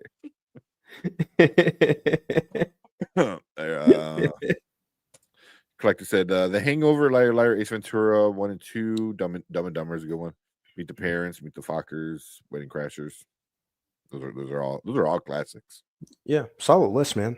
You know, I never add "I Love You, Man" to any of those lists. But I love that movie. Yeah, I love it. Yeah, I Love You, Man. Oh, that one's so good. That's a good one. Yeah, I Love You, Man, and Forgetting Sarah Marshall. Oh my God, Forgetting Sarah Marshall. You know, the Jason Segel kind of movies. You know, yeah, I love that. The thing I like about "I Love You, Man" is because men don't share their feelings, and I don't need nothing. I don't need any of this stuff, and that kind of gets into the middle of that, you know, because you're either a guy who has all these friends, or you have a guy that only has 1 or 2 friends, and you know you don't really talk about your feelings or any of that stuff. So seeing them talk about that, I thought that was really cool in a funny way. Mm-hmm. Yeah. Yeah, because then you had Jon Favreau in that movie. He was like the toxic dickhead, you know. But then you have like Jason Segel, who's like legit nice, you know. But it's the dickheads who convince Paul Rudd that he's taking advantage of you. You know, he's a shitty person. He's literally a rich guy that doesn't have to work. Like, yeah. Like he's literally like the best one of the best guys you can like be friends with. So, and that just seems like Jason Segel's thing, right? Because How I Met Your Mother, he's probably the only character on that whole show that's only not good an person. asshole. Yeah, He's the only good that's person. the only good person, you know. And then like forgetting Sarah Marshall, he was the good guy, So he plays the good guy really well, which I guess Shrinking 2. I haven't seen season 2 yet, but season 1. I'll tell you this much: Rashida Jones is fine. Yeah, she is. I was going to mention her. Rashida Jones. Just yeah. We should just throw that out there all the time. Just do you guys know Rashida Jones is 48 years old? Fine. Wow. You know what I did find out, because her dad passed away recently. He gave each one of his kids, I think he has like 7 or 8 kids. He gave each one of his kids like $50 million. Like that was like part of his in his will. Like they split the money. Like her mom was Peggy Lipton. I mean, yeah. I mean, so she like, does she need the money? I mean, don't get me wrong, 50 million is not even for a rich person. That's still a lot of money. But obviously still getting work. Peggy Lipton was fine too until up until the day she died. Man, yeah. I mean, rich fine. That's crazy. Mm-hmm. That doesn't make sense. That was the whole reason I got in the silo. I was like, oh, she the Jones? Kind of. Yeah, kind of. Luckily, it was a good story. Otherwise, you killed her off. Like after the first episode, I'm like, what the fuck? I'll never forgive you. Oh, yeah. Jason Bateman or Bradley Cooper? That's a good one, Tony. I like Bateman more. I think I do as a comedian. Too. I think I like. Cooper has better movies though. Bradley Cooper does have better movies, and are you asking who's funnier or who's a better actor?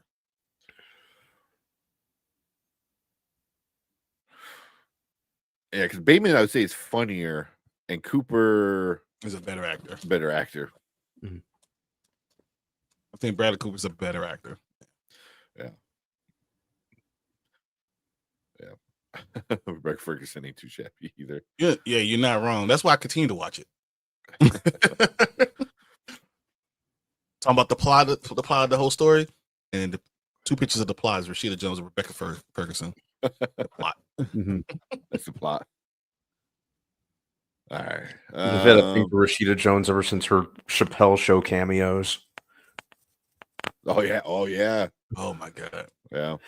I kind of wish they'd bring back the show Angie Tribeca, because that was hilarious, and I love that was good. I love parodies. Yeah, I love parodies when done right. Yeah. That was very much a parody done right, because it kind of reminded me of Police Squad a little bit. Mm-hmm. Yeah, Andrew Tribeca, because it only lasted what, like 2 seasons, 3 maybe 3, 2. But that was a Adult Swim, wasn't it? So yep. It was on TNT. Was it TNT? Yeah, it's a Turner movie. A Turner show. I mean, sorry. Yeah. I was thinking it must be thinking of someone else then. Because I know she did some 16, 17, 18. 4 seasons. 4 seasons. Oh damn. Well, more than I thought. Yeah. How'd that get past me? Yeah. I think she didn't want to do it anymore. And she don't have to. She literally don't have. If she ever says, I don't want to work anymore, she just stops. Yeah. Why? Because Quincy Jones runs the world. And when he did, like literally, what you gonna do? You gonna take her money? Come on. Well, I know she didn't take any projects on because she was kind of overacting for a little bit. Not that she was done acting, she was just kind of like, I need a break, and she wanted to focus on dancing. So like she legit she like big into like 90s hip hop. So like there's like videos of her like doing like dancing and stuff like that. Like break dancing, all this kind of different dancing. So yeah, that makes sense. I mean, think about it. Quincy Jones made everything. Everything. Yeah. Mm-hmm. Yeah. All right, she let's was get a to theatrical actor first. She went to Harvard. yeah. No, she was. I knew she was in Parks and Rec for most. I think most of it. I think she stopped at that last 2 seasons, maybe for sure the last season. But you know, and she even her arc. She was originally dating Andy Dwyer, which was Chris Pratt's character. Mhm. So at the beginning of the show, yeah, That changed. So that was fun. I love that show. She's a lot. Oh, I love that show. All right, let's talk about the Golden Globes real quick and then get into Dune. Where we at? How many clips I got? 1, 2, 3, 4, 5, 6. I got like 6 clips or little thingies. So with some of them are just kind of like one person is important on the list. Yeah, Rashida Jones and Aubrey Plaza. Yeah. Yeah. And then Lucy Liu shows up for a little bit on that show. It's like, damn. Yeah, Lucy Liu winds up dating Nick Offerman's character. That's perfect. Nick Offerman. Yeah.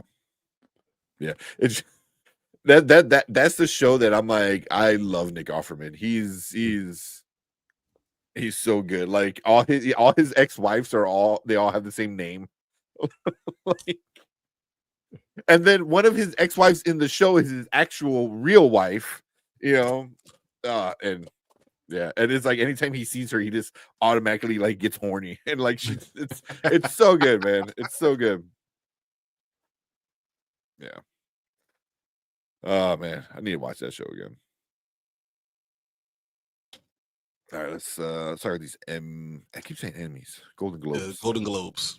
Golden Globes. All right, let's go. All right, what is up? Welcome to the Sporter Kings. We are going to talk about the nominations for the 2025 Golden Globes.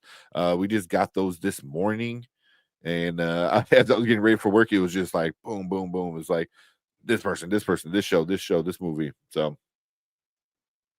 we're going to go through and talk about all of those. Get things set up right here. So we got a few people. Let's see. We'll start off with the movies. Movies really interesting. Yeah. Yeah. And I hate the way they categorize everything. It's so stupid. They suck at it. They suck at it so bad. Explain to me how The Substance is a musical or comedy. How was Challengers? How was Challengers or comedy?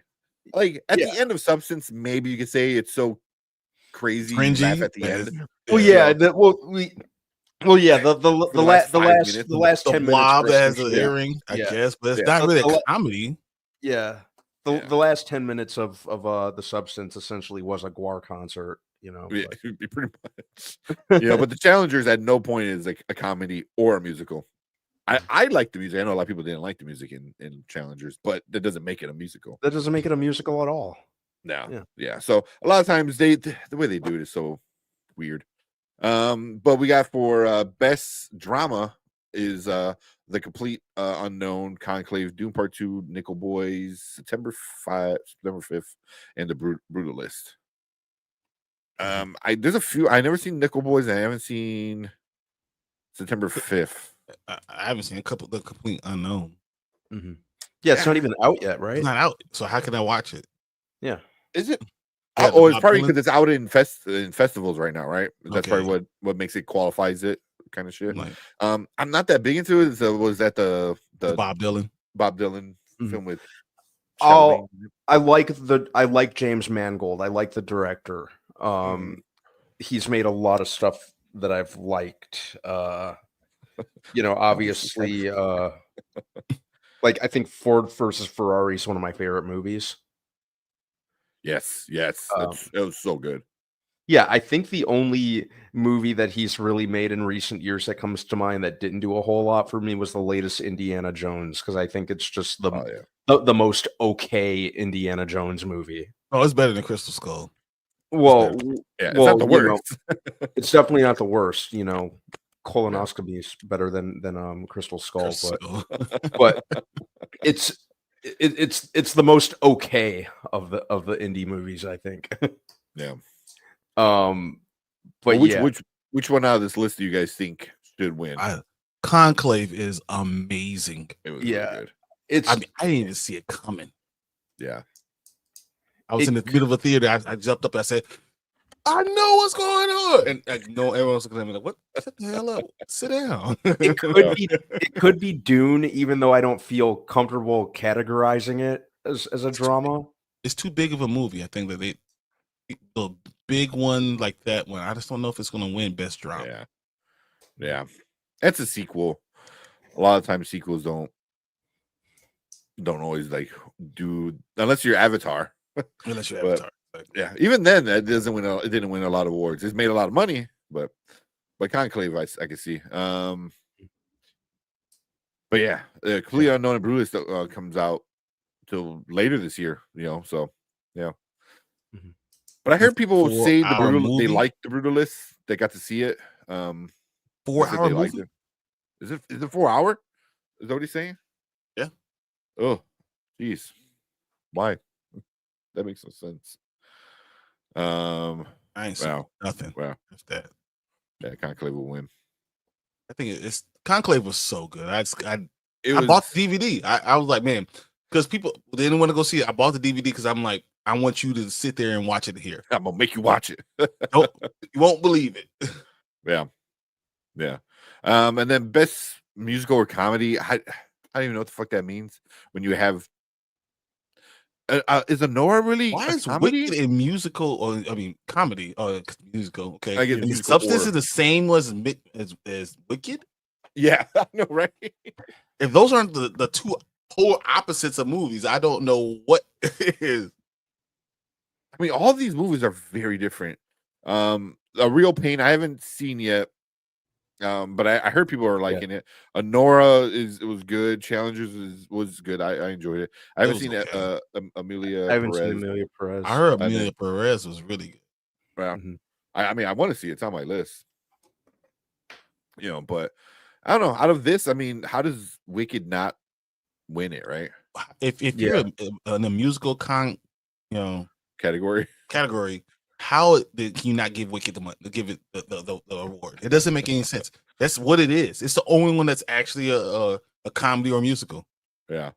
I don't know if The Real Pain or A Real Pain, if that's a comedy, but none of the rest are comedies or musicals. So, I don't know. I really like Substance. I have to order 4K pre-order on Conclave. It's Yeah, good. It's I really did it good. already. Conclave is a very good movie. Yeah. It was surprising. Like the first Uh, hour was hard to watch, and yeah. then I was like, OT saying Anora might win it. I could see it possibly, it but could Wicked is potentially just win. too I could- big. Yeah. I can't see Yeah. Wicked losing it. I just Yeah. can't. Yeah. And then she just saying how Moana 2 already nominated when it just came out. Yeah. It made that much Yeah, money and Wicked. already. Yeah.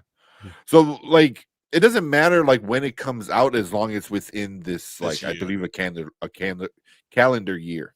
Mhm. So even Complete Unknown and Brutalist are not even out yet. At least not out to the public. Now, I'm pretty sure both of them are out because I heard people already talking about Brutalist. I'm pretty sure they're both out in the fests too. But yeah, I mean Anora is fairly new as well. Mhm. So, and then best animated, we got Flow, Inside Out. What was that? I can't even see that. Memoir of a Snail, Memoir of a Moana Snail. 2, Wild Robot, and another Wallace and Gromit. Wallace and Gromit. Yeah. I love Wallace and Gromit, by the way. But I think this will probably go to the Wild Robot. Yeah, Inside Out 2 made all that money, but the Wild Robot was special, Mhm. yeah. and no one wanted to go see it, and that was Yeah, so it good. was the quality movie for sure. Yeah. Is The only that one on this because- list, the snail one, I haven't seen that one. I haven't seen the snail one. Yeah, I I've don't seen even the know snail what one. Memoir of a Snail is. I might watch it, but It's like a stop action, stop motion. I mean, yeah, claymation. Inside Out 2 is good, but it's the same thing as a sequel. Moana 2 is good, but it's a sequel. Wild Robot is just so good. Like, Yeah. I mean, tears in your eyes, like. It's on in my house at least once a day now. Like, Mhm. you know, like because my son likes it because like it looks cool, you know, yeah, and he loves like animals, and obviously it's a lot of animals, and it looks gorgeous. And then Erica just loves the story, so it's on at least one time a day in my house. But yeah, Wallace and Gromit. I mean, I know it has a following and people love it, and I like it. But is it still popular enough to like really win a award?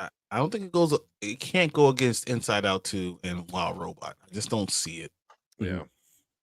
Because the Inside Out 2, what the people are going to say is that made kids understand a way to talk about their feelings. Yeah. You know, but the Wild Robot made me feel my feelings. Yeah. I really want to see Flo. Yeah, it's good. It's good. Inside Out's gonna win it. Inside Out could win it. I'm gonna be surprised, I would say. But it's either Wild Robot, which I think it will be, or Inside Out. Those are the only two. Like, yeah, that's it. And then we'll move on to our next set of movies and TV. So here, this is another weird category: cinematic and box office achievement. What? I don't know why they can't say best picture, because it's also about money. But it's weird, you know. Yeah, we're talking about money. You know, it's probably a tie between Deadpool and Wicked. But it's also cinematic. Inside so Out like 2, it needs to be good and make money. But that's Inside Out 2, isn't it? Yeah. out of that list, it made more money than anything else. Yeah, and so I have a problem with this list. A big problem with this list. Alien, Romulus, awesome movie. Beetlejuice. I enjoyed Deadpool. I enjoyed Gladiator. I liked. Wasn't great. You know, it was okay. Inside Out 2 is gonna be considered one of the best Pixar movies. $1.7 billion. Yeah. Wild Robot, gorgeous. Twisters was a lot of fun. I didn't think I was gonna have fun with Twisters, and then Wicked is, obviously it's Wicked. There's no Dune 2 on this list. If you want to talk about cinematic, and it didn't have the biggest box office, but it had bigger box offices than some of these movies on the list. So it was like, unless they're saying it's more cinematic, because Twisters was beautiful, and the way they did it was probably more beautiful. Than Dune. Yeah, Twisters, Dune the way they did it with all the it was things cool, turn around and seeing all the it wasn't more cinematic than Dune 2. I don't know. But I don't know why it's on here, especially Gladiator. I mean, Gladiator had Gladiator awesome was fight scenes. pretty cool, but there's Dune 2 is way better than Gladiator. You know, So- Beetlejuice. I love. I bought the Steelbook. I'm a big fan. That's Dune 2 is also there's no reason that's on there at all. Yeah. So, but with this one, I don't know. If I was gonna take off one, it would be Beetlejuice. Well, which one do you think will win out of this category? Because it's kind of interesting. It's weird because it's so hard. I mean, Inside Out 2 is not really cinematic, but it made more money than anything, and more people saw than anything. Wild Robot is beautiful, but it didn't make as much money. Like Inside Out 2 made 8 times more money than that movie. You're not gonna give it to Deadpool and Wolverine. What if they do? I don't think they will, but what if they do? if they do, Yeah, because it's not a great story. It's just awesome. Yeah. It's a fan, film. Maybe for it very much is fan nostalgia. service. Yeah, fan service thing. But I I mean, Wicked's got it in the bag, right? It's got the fans, the fan love. It's gonna have the money. It looks gorgeous. You can't deny that. And it's gonna have a solid box office. I didn't know it didn't open up to all the markets.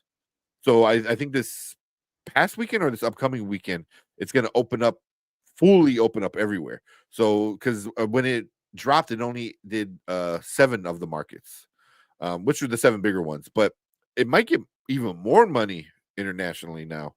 Well, it only has $135 million. internationally, which is pretty low. So which is crazy because Wiki is actually the fourth most highest grossing money in the domestically movie. yeah, So domestically, they're the fourth highest domestic money, but they can actually keep on going up. I think they become third because this Despicable Me is only $40 million in front of it. oh yeah, it's gonna get it. But yeah, But the other two are Deadpool and Inside Out 2. So that's what makes me wonder: do you let Inside Out 2 win a cinematic one? Yeah, it's also, I feel like this category, because it's not like best picture, it's more of a like a popularity contest almost. Because the Golden Globes is John Campea explains it really well, because they're not fully like legit, because of the voting, the voters, on it. They put on an awesome show. You always get Ricky Gervais up there talking shit to everybody. I think you have Nikki Glazer, going up there. She's funny, hosting it. She's funny, and she's a roast kind of person. So I can see her just like, I'm gonna watch it because she's gonna say something to somebody and it's gonna piss them off. Like, I already know it, man. Don't say it to the wrong person. But yeah, we'll move on. Best television series, drama. The Diplomat, Mr. and Mrs. Smith, Shogun, Slow Horses, Squid Game, and The Day of the Jackal. It's not even close. I feel like Shogun's got that. Shogun's going to walk around with that. Yeah. Over Squid Game? Yeah. Yes. Shogun's going to walk all I think over it. so too, but yeah. Yeah, it's not even close. Yeah. I heard The Day of the Jackal is really good though. I do need to watch that. Me too. But it already got Shogun renewed for a second season too. Yep. Did it? Nice. Yeah. Shogun's going to win it, and it's not even going to be close. Yeah. And then we got a musical or comedy for a TV show. So okay. It feels like other, like, like you're not a drama, so we're putting you in these other category. But we got Abbott Elementary, The Bear, Hacks, Nobody Wants This, Only Murders in the Building, and The Gentleman. It could be. I think it might be Nobody Wants This. That's just me. I haven't seen that one. I haven't seen that one. I haven't seen The Gentleman. I haven't seen Hacks. So, how is The Bear a musical? I don't even feel comfortable calling it a comedy. But people call it a comedy all the time. That's why. I know they do, but like I don't understand. Yeah. I think Abbott Elementary is the best of all these shows. Yeah, it's not even close. I think Abbott Elementary is like that much better. If you ever see a season of it, is so good. If you're a teacher, you understand it. Just a parent, is so good. The best show. There's no way it wins. Only Murderers in the Building is going to be close, and The Bear. That's going to be close. Those are the two, I think. But Abbott Elementary is the best one by far. Not even close. Yeah. And then we'll go through a couple of the. I won't go through the entire list. You got the pictures here, but you got motion picture, again, musical comedy, and then for male, female, and then drama for male and female. Anybody like kind of stand out? I would love for Demi Moore to win a Golden Globe, because I doubt she's going to win an Oscar for The Substance, because Cynthia Erivo was probably going to steal the Oscar, but I would like to see her take a Golden Globe, because that was pretty awesome. Yeah, there's no way. No, I mean, on that list of all those people there, maybe they give it to Zendaya one day. Like, it's just not. It's not going to go to. Yeah, it'll be Cynthia Erivo for sure. Yeah, Cynthia Erivo. She deserves it. Yeah. And then these other ones for like. Go ahead. Wonder what she'll wear to her acceptance speech, just considering she always dresses like she's showing up to the Hunger Games. I love seeing all the videos people making fun of like their interviews. They're pretty funny. Those stories are great. Yeah, I mean, everyone else. The one that got me was Pamela Anderson. I was like, I didn't know she was into something. The last. The last Showgirl. Yeah, the last Showgirl. So, I was like, and she's nominated. I'm like, that's awesome. So I didn't even know. So I might have to check that out. See what that's about. But Coleman Domingo. He's up. I wouldn't mind seeing him win some awards because supposedly he is going to be in the MCU pretty soon. Yep. But that whole list at the bottom, Adrian Brody, Coleman Domingo, Daniel Craig, Ralph Fiennes, Sebastian Stan, and Timothy Chalamet. Wow. You talk about like some of the best actors in the last like 10 years. Like that's a list. I don't know. Putting Timothy Chalamet over there, up there already. Yeah, it's for the Bob Dylan film. Yeah, you but know, it's like, he's gonna win so many dang awards for that, or that it's gonna be at least nominated. I don't for think a it's lot. going to win any of them. It's gonna be nominated. I don't know if it's gonna win, but yeah. Coleman Domingo, Sing Sing. Yeah, I think that's going to be a good one. But Ralph That's weird. Fiennes is the one who deserves it. I think so. Ralph Fiennes is the one who's going to get that. Who Glenn Powell should win for Hitman? Okay. And Mama Bear's like, all right, we need to get. I don't think Mama Bear cares about awards. Abbott Elementary is great. Yeah, it's so good. I said I want Ralph Fiennes to win. He never won an award in the United States. He's been nominated in the United States, but never won. I didn't know that. And I think he deserves it. If you saw that, it's good. amazing. Yeah. Adrian Brody going best actor. That's gonna be a really good one. I guess with the Brood list being 4 hours long, I don't care. I'm like, dude, who the hell sat there and for 4 hours of their life? Do you know a 4 hour movie? That's a sixth of the day. That's so long. That's a sixth of the day. Yeah. So if you go to sleep, if you sleep for 10 hours or sleep for 8 hours, and you eat, and that's another 3 hours. Yeah. Like literally your day, and then you go see this movie, the day is over. That's it. That's why you get 2 tickets so you can watch the first half, go and then come back to the theater and watch the second half. Like, yeah. Well, and then they do a weird thing with supporting roles. Supporting roles, they only do all supporting roles. So before you would do like comedy and musical and blah blah blah blah blah. Here they only do that's it. You get supporting.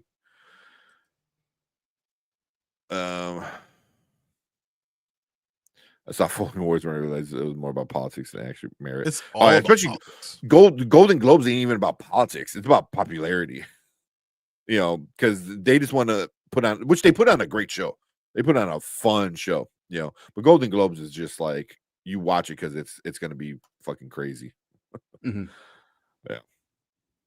Yeah. Emma Darcy being nominated for House of Dragon. Yes, she is. Did we not bring her up yet? No, we got a few more slides because I was waiting for the TV show one. Yeah. But yeah, I don't see anybody too crazy. The supporting female is pretty solid, you know. But Ariana Grande is gonna get it, right? I hope not. She didn't do good. I hope not. Oh, I thought she was fine. Yeah, I thought she was fine. You know, I'm not sure I want to see her win. Yeah, I will take half of them over her. Well, yeah, I think whoever from this Amelia Perez thing will be a good. I got to check that one out with Selena Gomez. Yeah. Zoe Saldana. Oh yeah, they're both in it. Damn, yeah. And then for the guys, does Denzel get it? No. You know. No. You know. Yeah, Edward Norton, Guy Pearce. I mean, damn, Jeremy Strong. Wow. So I don't know. I haven't seen enough of the movies to be able to say anything. Yeah. Yeah, same. I don't know yet. But it's a good list. Female and male television. So you know, we got the Bear up there, Christian Bell's up there, Selena Gomez again. Jason Segel for Shrinking. Which is nice. You know, and then there you go. There's Emma Darcy from House of Dragon. You know, she's up there with Keira Knightley, Kerry Russell, Kathy Bates. Yeah, Good people Lord. are loving this Madlock movie Matlock, or TV right? show. Mhm. Yeah, people are loving the Madlock show. So How do you compete with Kathy Bates? I know. I know. Just Like one of the best. What? Yeah. Yeah. So there's some, I mean, even like the musical or comedy, you know, Jason Segel, Jeremy Allen White, Martin Short, Steve Martin, Ted Danson. How is Steve Martin and Ted Danson like in 2024 like still up for like great? Because I mean, I know they're Look, both first great, of all, you can't have them in the same place at the same time. The world just will, a black hole will exist. It'll With come up both of and them? it'll suck everything into the black hole. There's no way they can't be in the same place at the same time. Can't do Yeah. it.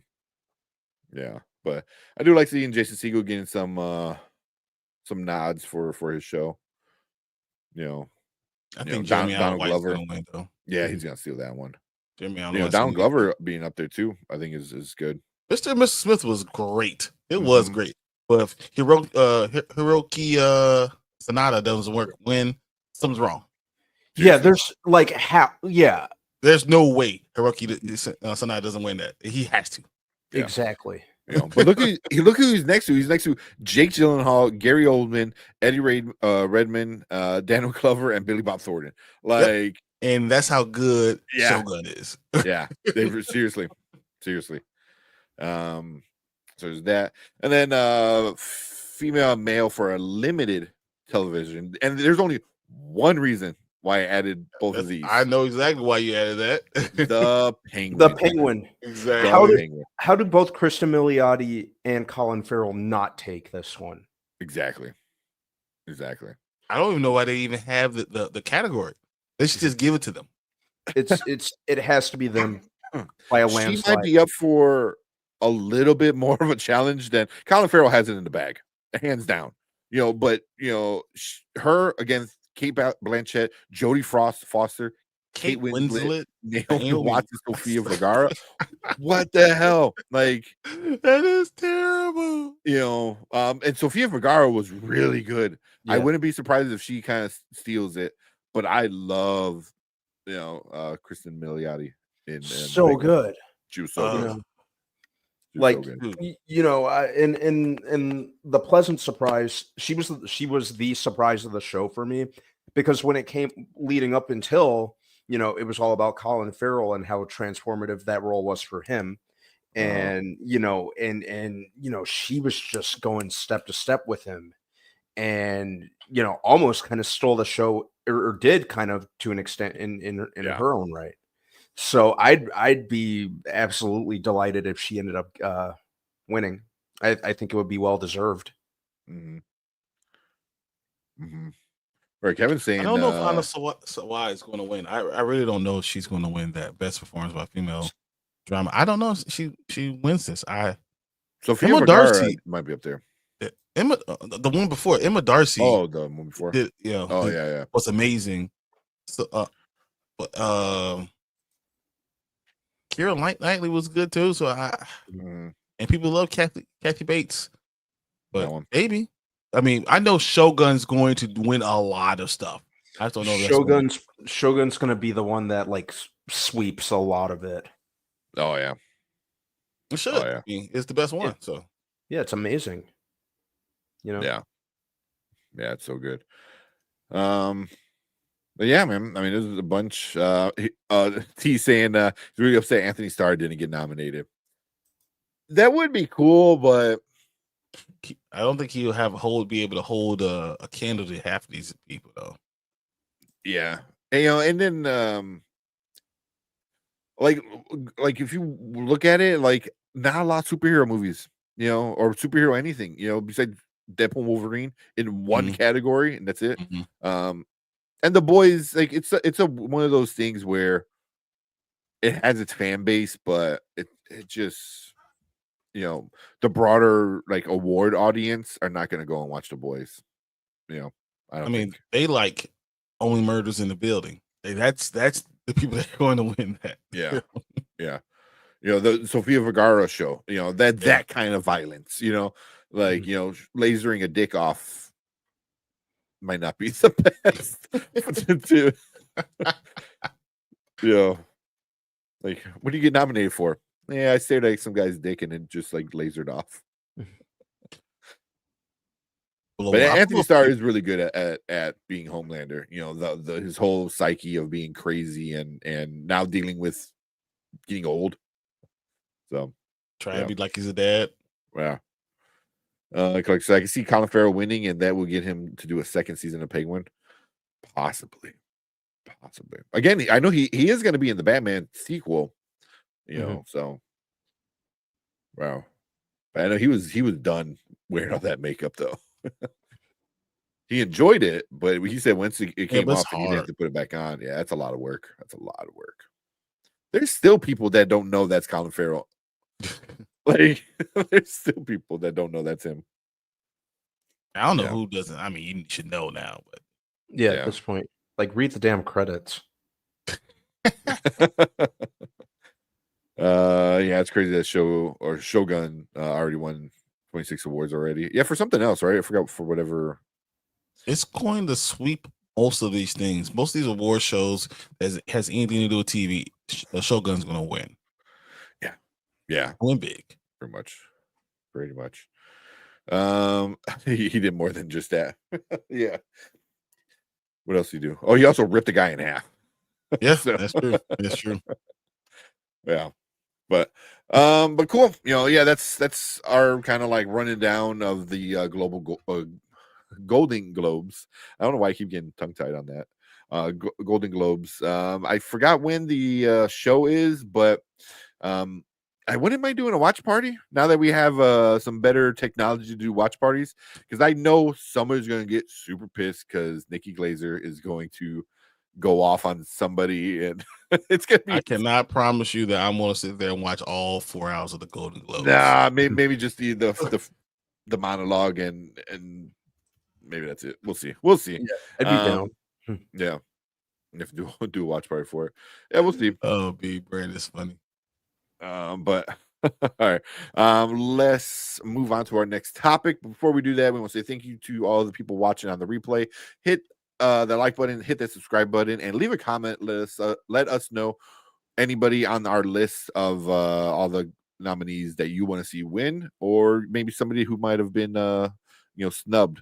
So, but we appreciate everyone coming in, hanging out with us. And if you are in the live chat, stick around because we're gonna move on to our next topic for the night.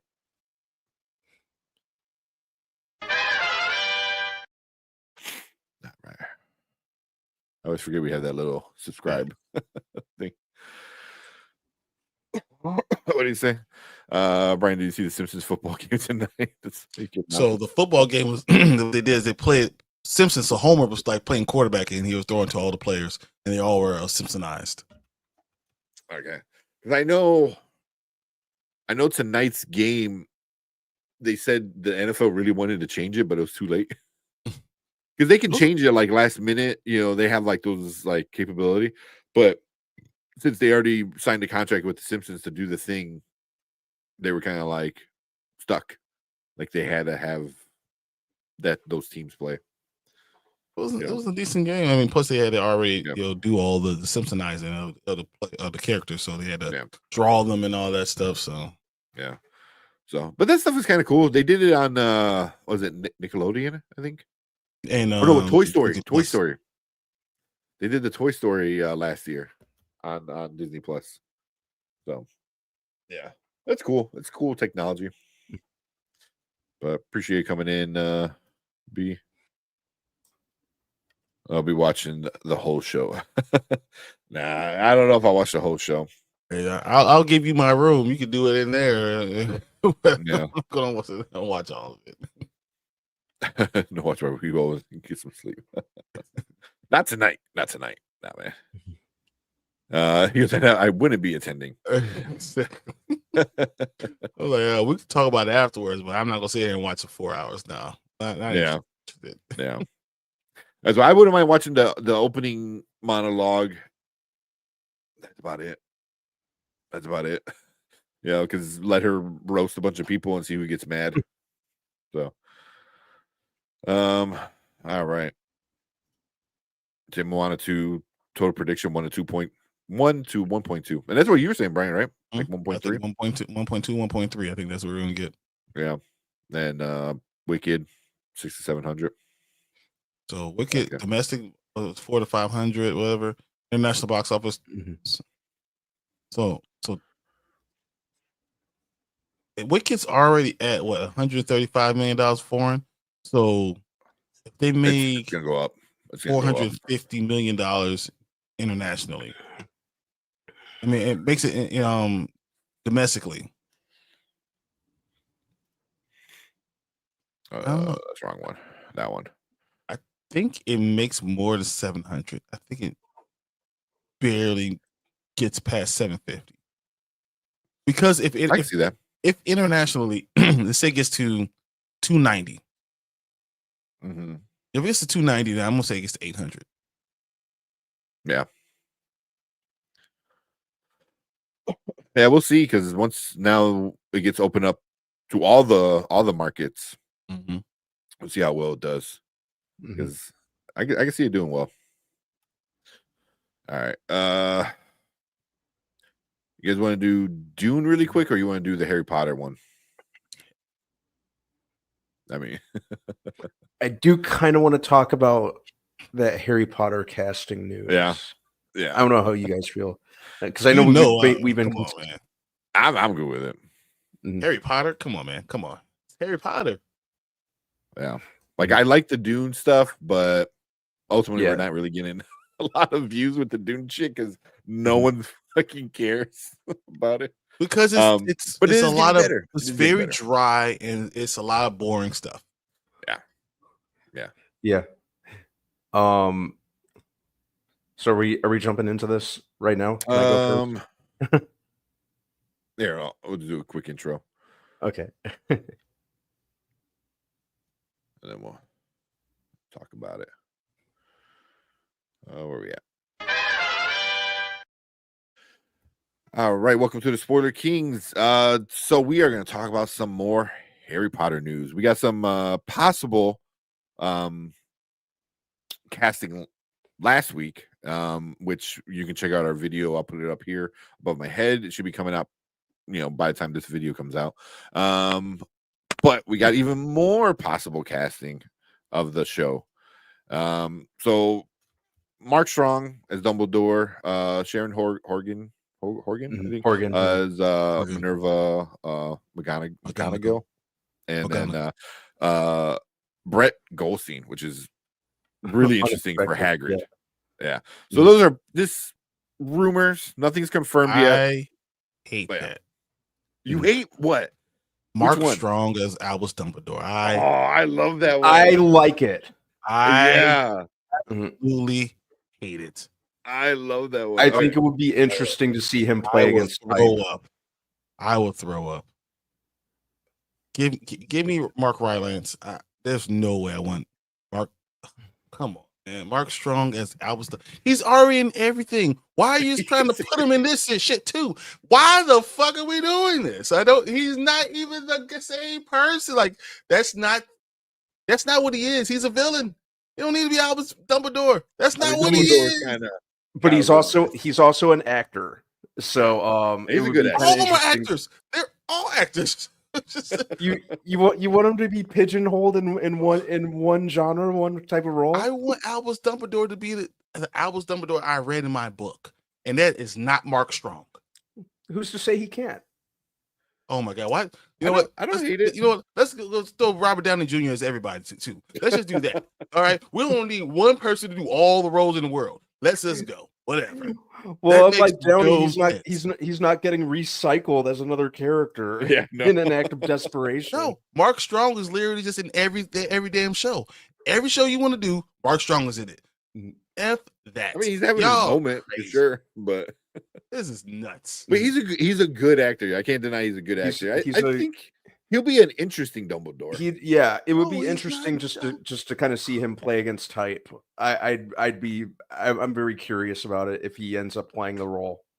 I mean, if I have to choose between Mark Strong and Mark Rylance, Rylance, I would 100% Rylance. I'd go with Mark Rylance, but I'm interested if it ends up being Mark Strong.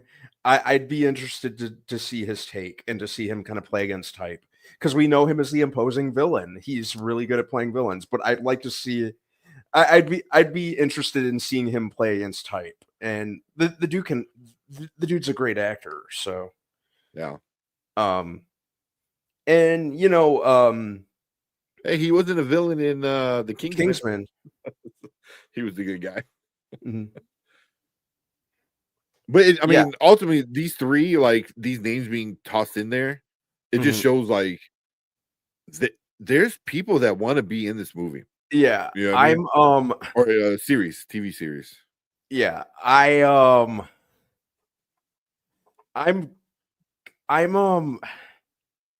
I'm weirded out by the prospect that I'm going to find Professor McGonagall hot if they go with this.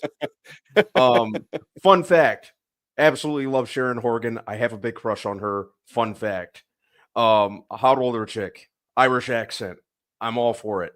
But hers McGonagall is just She's too young.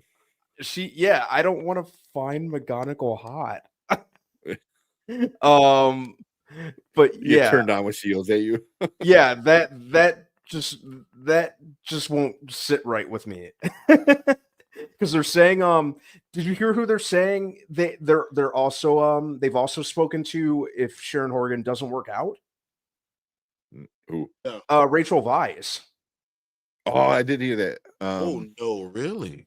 Yeah. Yeah. She's too cute. She's too good looking. I don't Too know. good looking too. Wait, Yeah. Rachel Weisz is not good looking. She's fine. Yeah. But again, she's not. She's 54. That's They're not old both they're enough. both 54. Are they both? Yeah. Yeah. Yeah. I mean, Mark Strong is 61. That's not Yeah, like he's- I'm not saying that these are horrible. You're not going to be the age of Dumbledore because Dumbledore is 135 years old. yeah. So that's just what it is. So that's not the reason why. But yeah, I think I hate it. I think I hate it. Like, I don't think I get past it. No, Mark Strong is not my number one choice. Don't get me wrong. No, you know, he's but- a really out of left field choice, but yeah. Sometimes I find that like the out of left field choices always are the ones who end up surprising me the most.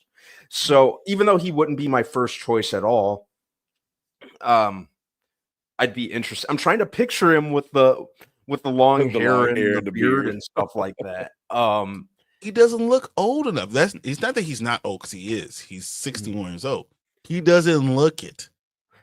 They're casting younger to we're talking about nearly nearly a decade worth, a series that's going to span nearly a decade. Yeah. Mark Strong is going to have the jaw and the bald head forever. So like it doesn't matter what year this is. It don't matter if it's 20 years down the line. Mark Strong is not Dumbledore. Like that's not. He's a Bond villain. Like it's he's like the greatest villain of all time. And you want to make him my Dumbledore and give him another show? He doesn't need to be in another show. He's in every single show. Oh my god! Hey, he was in the Penguin for like what 10 minutes. That Yeah. doesn't count. If even That that, doesn't right? count. Like That doesn't it was count. still a big character, like in every show, no matter what. Like, Yeah. well, we got a spot open. Mark Strong got to be in there somewhere. We got to put him in there. Yeah. Mark Strong is interesting, but I legit like Brett Goldstein. I think that would be really interesting. Yeah, him as Hagrid. Yeah, I don't mind. I don't like that. I don't mind that at all. I think yeah, that I'm works. fine with it. Yeah. I think No, go ahead. between Ted Lasso and Shrinking, I think he's kind of shown enough versatility. So it would be interesting kind of seeing him take on a character like Hagrid. I think that would further he would definitely prove himself even more as an actor and as a versatile actor. So again, a completely different character from the two that we've from the two that he's known as. But Yeah, it would be interesting. Overall, I'm just kind of curious to see who they get for the cast. I think while warming up to the idea of this show because I think, like I've said multiple times, I think sometimes when you're adapting books, a series is the way to go. You're hilarious. I just saw that. I love you so much, my Oh, that's awesome. But overall, the whole cast is just going to have really big shoes to fill because we all like know those characters in their respective roles. Yeah, especially the actors, whoever they cast to play Harry, Ron, and Hermione. yeah. Well, yeah, But those are going to be unknown. 32,000 kids there Yeah. trying to do that. But they're You all going to get be those three are going to be unknown. You get unknown actors yeah, and actresses, and they're going to become something because of the Harry Potter. That's just what it is. Yeah, and I do like that. Harry Potter, what's his real name? Daniel Radcliffe. Daniel Radcliffe already said like he would love to like kind of mentor the kids and help them. And that stuff I like to hear. From he's like, hey, I've been in the exact place where you are at. I can help you. And who would not? What? Yeah. British young kid would not listen to Daniel Radcliffe. Exactly. Exactly. And I feel like he would make sure they're taken care of, So. It would literally be like Michael Jordan coming and try to tell you about basketball. Like, yes, whatever you say, sir. Yeah. But like I said, man, having names like these three, which are all big time names, it's not like fan casting. These are rumors, so that means the studio is talking to them, which means like those guys' agents are in on it, so they're trying to get them the jobs. So anybody with like a English Irish accent is gonna try to get some of these roles, whether you be big or small. I'm surprised Mark Strong would even be even interested in it because he's going to put a lot of stuff on hold. But if you really have faith that this might be successful, it might be worth it, The same thing about the MCU stuff, right? That's why actors don't want to sign on for 10 years to do something. If I'm 61 and I'm signing for 10 years to do something that, am I going to want to act after I'm done? I want to try to do the roles I want to do. But we talked about it last time, but when it's a TV show, it's a little different. Because like you said, you're filming for only a few months a year, maybe coming for a few reshoots here and there, and then you're on vacation. Not vacation. But a movie could take 4 to 6 months. So if you're doing that, then maybe you're not home at all. I don't know. Because a movie is a lot, especially like how many movies you're going to be in with the MCU and stuff like that. With the TV show, you're able to kind of make a little home, for the time you're there. And I think but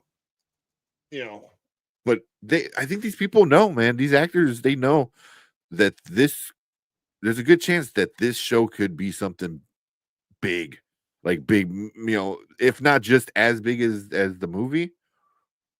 I don't think easily close to as big as the movie. I think it can.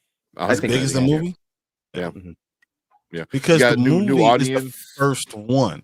There's already worlds built about it. You're not going to be able to rebuild these worlds. You're not going to be able to shock you're not going to be able to do that again because it's already done. So like the chance is different when you haven't had that done. So like Universal Studios, you haven't had it, right? Then you start to open the park, and then that all the stuff that the stuff that was around it. I mean, you gotta remember when they were releasing the books, people were staying up all night. Kids were sleeping on the ground to get the book. Like there's nothing. You're not. The movies were coming out. People were lining up to get into those films. Like I don't think you're gonna get that type of hysteria ever again, because it's already happened. Now, can this not be good and really good and really and even great? I think it can be. I just don't think you'll have that same hysteria because you can't get it again. I get what you're saying. It's already happened. You've already had these people. Yeah. So like you can't do those things again. People are not going to be shocked again. Like, oh no. This is why the shock factor is gone. I get what you're saying. It's not the same thing. So yeah. We'll see. I mean, because it being closer to the book, I think is gonna intrigue a lot of the Potterheads. Yeah, and then you get the newer people too. That's my big hope that it's a closer, more faithful adaptation, especially Goblet of Fire, because that's my favorite Harry Potter book, and I still have residual disappointment in that movie. I like that. So I'm hoping for a closer. I did not like Goblet of Fire. I didn't like it very much at all. I when think Dumbledore that like fucking goes and tackles Harry. like aggressive, like bum rushing Harry. Something seemed off about a lot of the acting in it. I couldn't stand Rupert Grint's fucking hair in it. I just okay. It just that movie just irrationally irks me. I understand. That's I just didn't like it. It was just such a clunky and rushed adaptation of the book, I thought.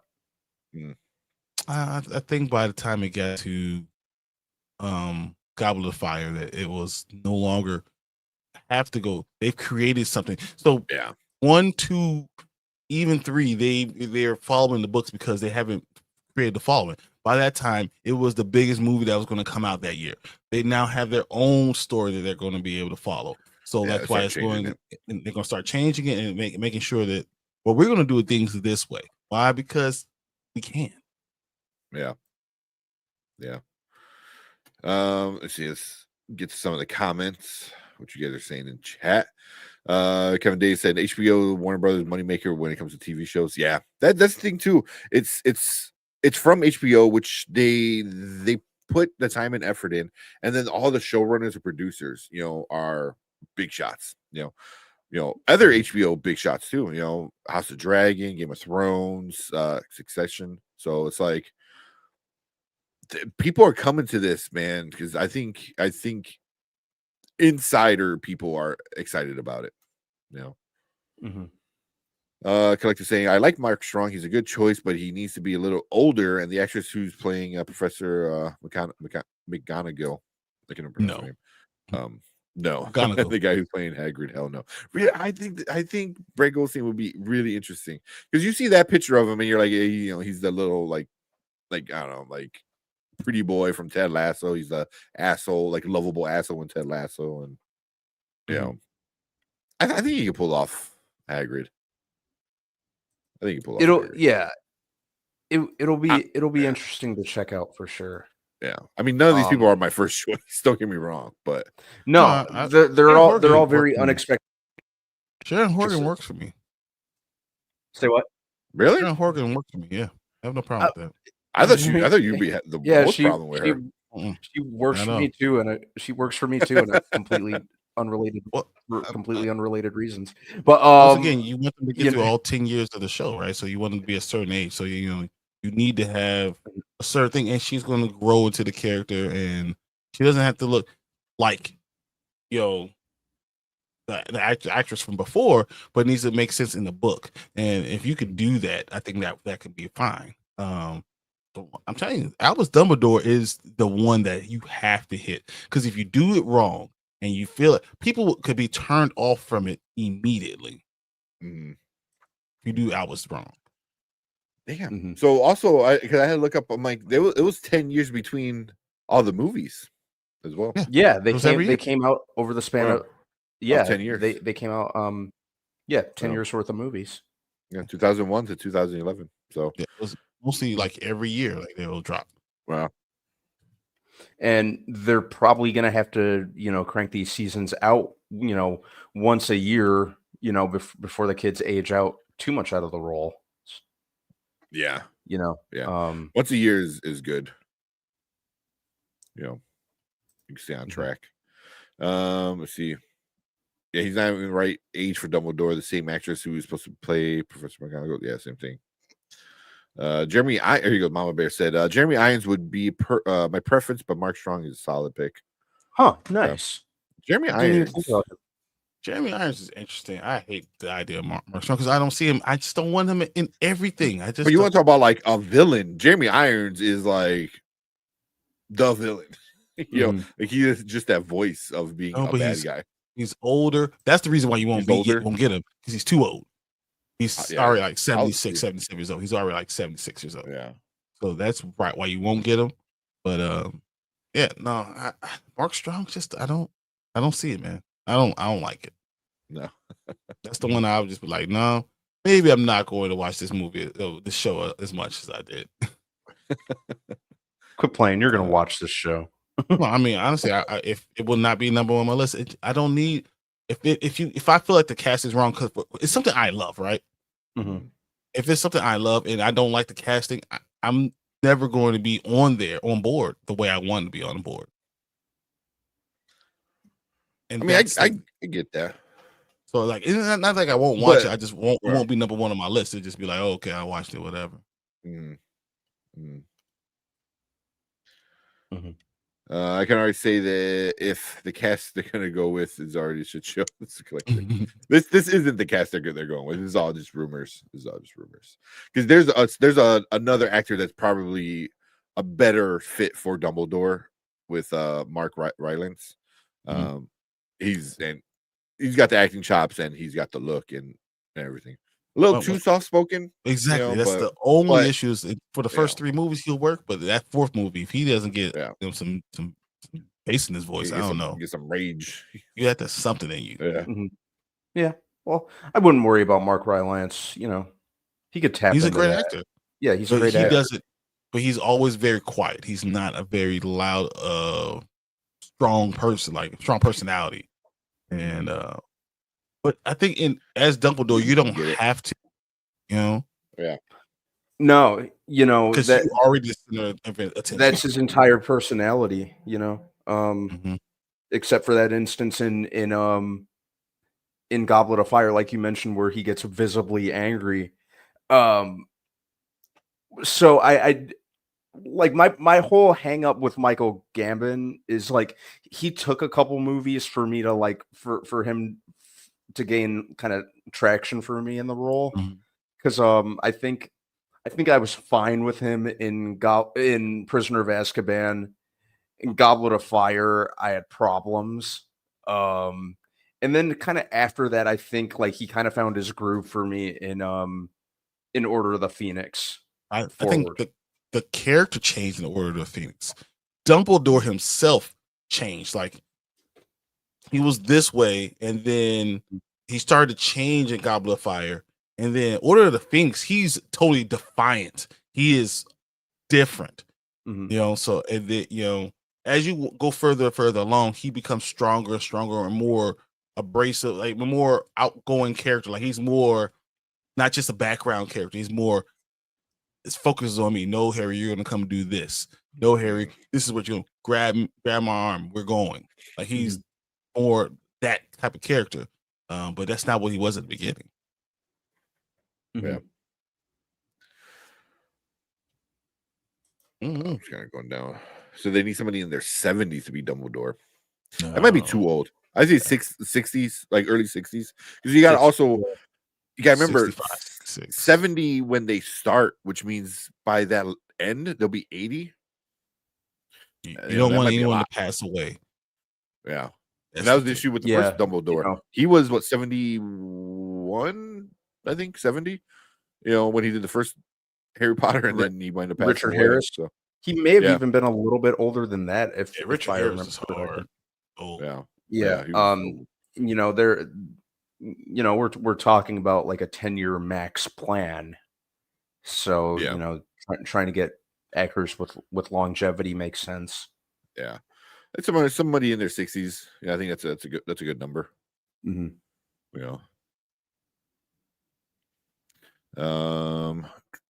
So I think they're hoping for someone who has gravitas 71.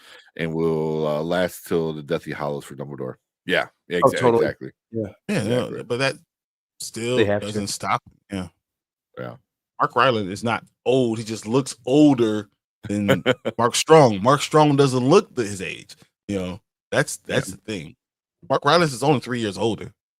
He looks like he's 64. Damn, he's only Mark- 3 years older. It's only Yeah. 3 years difference. Wow, yeah, he looks way older. He looks So he can pull off the older look of being 120, 130 years old. Like you can pull that look off.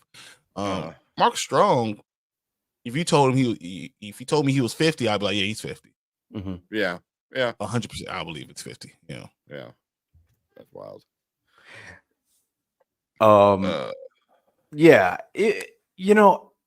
like I said, I'd be open to it just because it's so unexpected. But yeah, he's, the other thing about Mark Strong, he's got very, very like sharp, kind of defined features, which you wouldn't usually associate with Dumbledore. that's what I'm saying. He has but his jaw. I said the jaw. Yeah, the way his head is, and then you have to wear a wig the whole time. You'd be like, man, that's Mark Strong in the fucking wig. That's stupid. I mean, literally a matching beard. Yeah, I'm strangely curious to see what he'd bring to the role if they end up going with him. Because the dude can act, and like I said, it would be kind of. I'm always interested when actors that I know in a certain role, in his case the villain, when they play against type. So it would be that for 10 years. I want to have the character that is the right type. I don't want to play, let's see. Mm-hmm. That's what. Did we just talk about this with like comedians doing serious roles and how great they are in serious roles? Like Jim Carrey. Not for 10 years, right? You dabble and you come back. Not for 10 years doing something. This is a character that you have to get right. Oh yeah. Who's to say he won't though? I don't need that. I just don't want that. And who's to say he won't? He's not the character I envision. So if I'm going to complain about it, I'm going to complain about it now and tell you, no, I don't want to see that shit. I want to see someone that makes more sense to me. Yeah. You don't want an actor to act? Everyone has to act. Everyone, exactly. Every actor has to act. But why do I need Mark Strong, who's in every fucking series, instead of someone who's I'm going to see instead of say that's Mark Strong? I'd rather see Albus Dumbledore. Do some prosthetics. If the Penguin taught us anything, you'll do prosthetics now too. So instead of just getting an actor that might fit the role better, let's put stuff on him. That's all right. That's like we won't get Robert Downey Jr. to be another black dude. That's all right. Let's let him be Black Panther. Let's do it. Well, let's go. No matter he's an actor. Let's just do it. Let's just go. No matter what actor they cast, they're gonna have to put a wig and a beard on him anyway. And Mark Strong looks like Mark Strong. I need AI. Always. I'm gonna do some AI thing. Like, what if Mark Strong was Dumbledore? Let's see what it's literally gonna look like. And Mark Strong's gonna be like, yeah, I look like Mark Strong, no matter what. Long hair. So your collector said, "Oh, wait, did I miss it?" Oh, he goes that he hasn't seen any of the shows that Brett Goldstein's in. No, okay. Watch Ted Lasso. I think you'll like Ted Lasso. It's 3 seasons. It's a really, really good show. Yeah, go check that one out. Even if it's not for Brett Goldstein, just it's a good show. With it. And then Mama Bear said, I'm hoping Tom Felton for Lucius Malfoy. That's what I think you said that, right, Brandon? I think I did, yeah. Yeah, that'd be interesting. Too on the nose, though. And I don't know if Tom Felton will want to do it for another 10 years. Can you imagine 20 years of your life was Harry Potter shit? Like how much money I'm getting paid? That's true. It's not like he's doing a lot of other stuff. What is it? Tom Felton, right? How old is he? He's got to be what, 30 something? 37. 37. And you mentioned 20 years of you. Well, they say it'll be 10 more years, so it'd be 47. Half of his life. He was like the oldest one, right? Was he? I think he was the oldest one. Yeah. I think he's like 2 or 3 years older than all the other kids. Everyone else. Oh, that's too big of a difference. Oh man. It is when you're little. I know, right?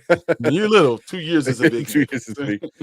What's the colors for Ravenclaw? Dan Craig. See? Daniel Radcliffe is 35. So all of us are 35, 36. Mm-hmm. Okay. Yeah, Oh, the sorry. colors for Ravenclaw.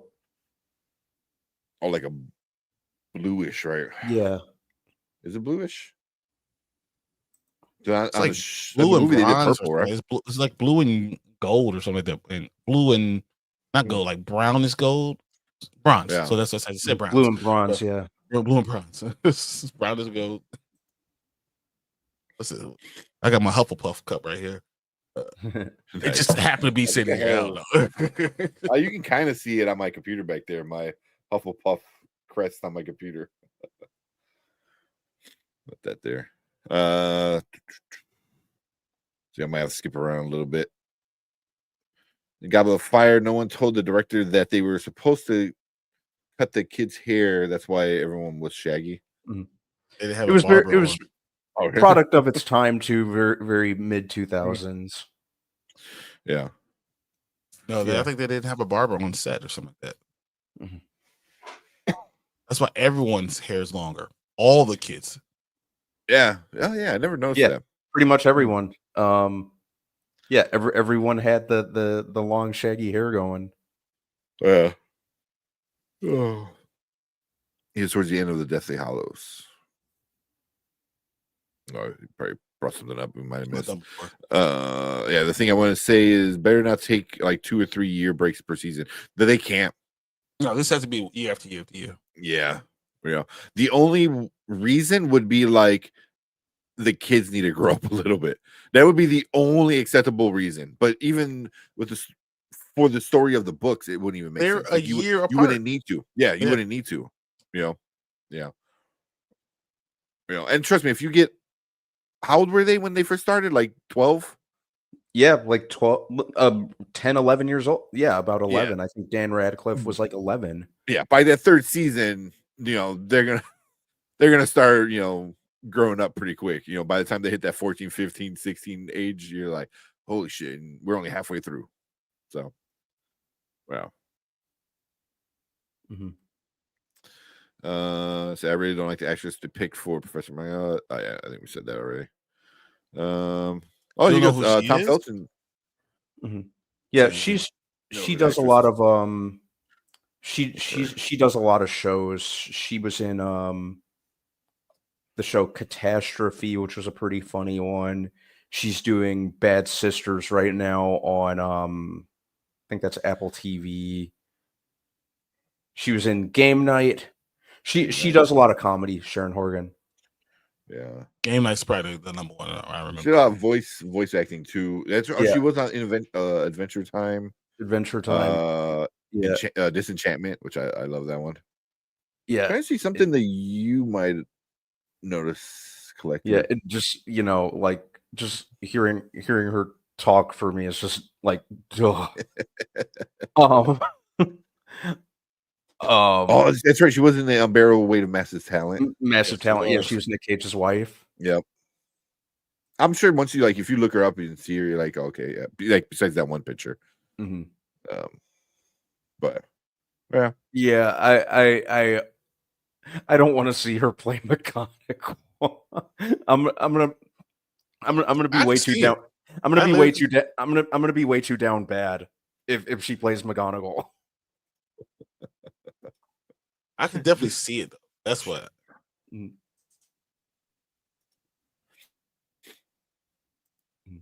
Let's see.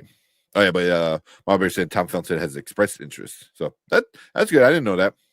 He hasn't worked. So Tom Felton will eventually play his father. Yeah, which is- that'll be yeah. 'Cause what was the last thing that I know he was on the Flash? I liked him on that. Arrow. Yeah, Oh no, that was fun. Flash. Yeah. Yeah. Mhm. Flash might have been the last thing. Yeah. So I said blue and bronze, and it should have an eagle. Mhm.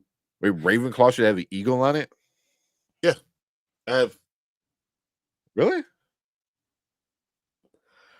Well, it should be a raven, isn't it? I thought it was raven. Well, yeah, so I thought it was like. Mhm. Oh, I'm looking at this one. Is that that's more eagle-y than a raven. It's an Yeah. eagle. It's straight up an eagle.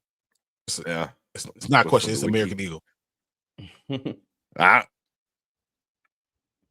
So That- here- how is that it's a American raven. eagle? Oh, it's a raven. Because it's got a hooked beak in the picture I'm looking at.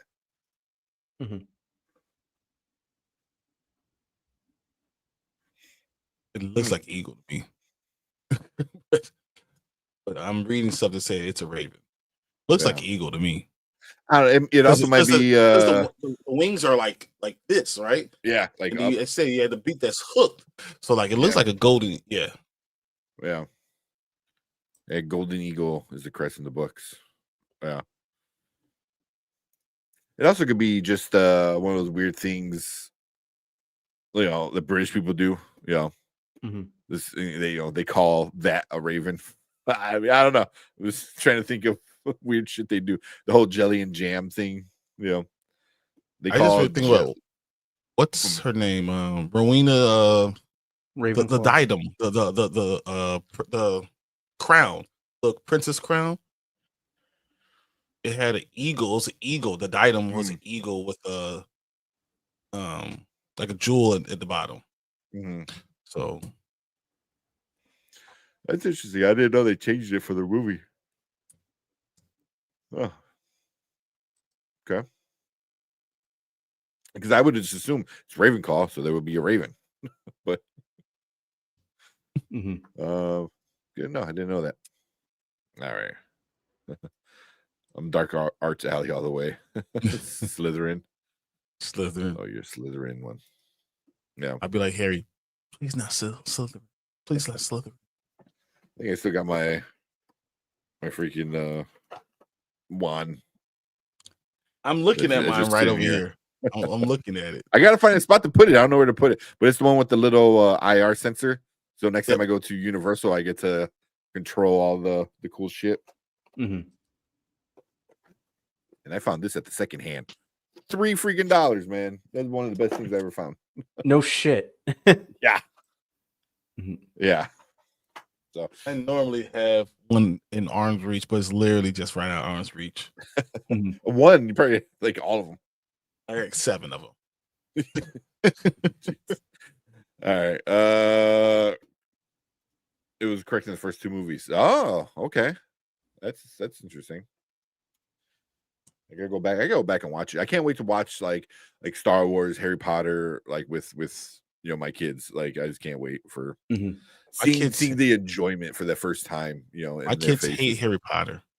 Really? Oh, that's gotta like break you a little bit. You're like, so they hate it. The reason why they hate it is because I love it so much. I'm sitting there like the whole time, like, hey, you see this? Yeah, you can't hype it up. You can't hype it up like that, man. You just gotta be like, oh, hey, this is a cool movie. The whole time you're staring at them, you're like, weren't laughing. This is going to be interesting to see, just because like originally it took me a minute to kind of warm up to the idea of this show, because the movies don't even seem like they're that old. But like I said, if they can cover more ground, that's what I'm hoping for. If they can cover more things and kind of include things that unfortunately they removed from the movies or didn't include, that's my reason for being curious about it and open to it. I just don't want you to put too much fluff in there. I don't want to put like stuff that doesn't matter be an entire hour-long episode, and then you're like, so why did we do this? Yeah. When you're taking a book that's about 300 to 700 pages, whatever. The end, the 700 pages is because it's 2, right? But it's 300 pages. Trying to make that into a 10 episode show, it's hard, and there might be too much fluff in it. And I worry about that, and then all of a sudden it turns people off. I think we talked about before. I can see the first couple seasons being a little bit shorter. The first few, just because it's shorter books, easier reads. And then you might be able to do a back-to-back season 1, season 2 a little quicker. With the first 2 books. So I can see them doing something like that. But I think they're okay. I mean, if Wicked can stretch out a 3-hour play into what's gonna probably be close to 5.5 5.5 hours. hours, yeah. You know, so if they're able to do that, but you know, and here's There's some the whole detail book. that's Yeah, there's some detail that I really want. Like I Yeah. think that Neville really never got dove into like the idea that everything that Harry Potter did, the same thing happened with Neville. Like Neville could also have been the chosen one. You know, no one really even dives into that. I feel like we really don't know who the hell Jenny is, even though she's there in the movie. I don't really know anything about her. Like Ginny anything. Weasley. Like, yeah, I always found her to be probably the most boring character in Harry Potter. She's just she was basically just there to be a happy ending for Harry, basically. but she was always there, but she literally had no. Yeah. I think and I'm not even sure I can blame Bonnie Wright because she was playing a very boring character. I think she's just there. She's such a non-presence to me.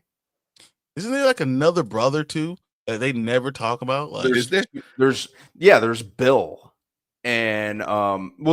and then there's Charlie. It's Charlie. So Bill, because Bill they do talk about, but he's the older brother. Well, yeah, My Bill older showed brother, up. Bill. Bill showed up in the last 2 movies. But Charlie is nowhere to be seen. Like never talked about. I think That's they why only I'm mentioned Charlie in Like Goblet Ron of is Fire. a I think they king mentioned him Charlie. by name because wasn't he a dragon wrangler basically? That wasn't Bill that he said that. I thought it That was he is- Charlie.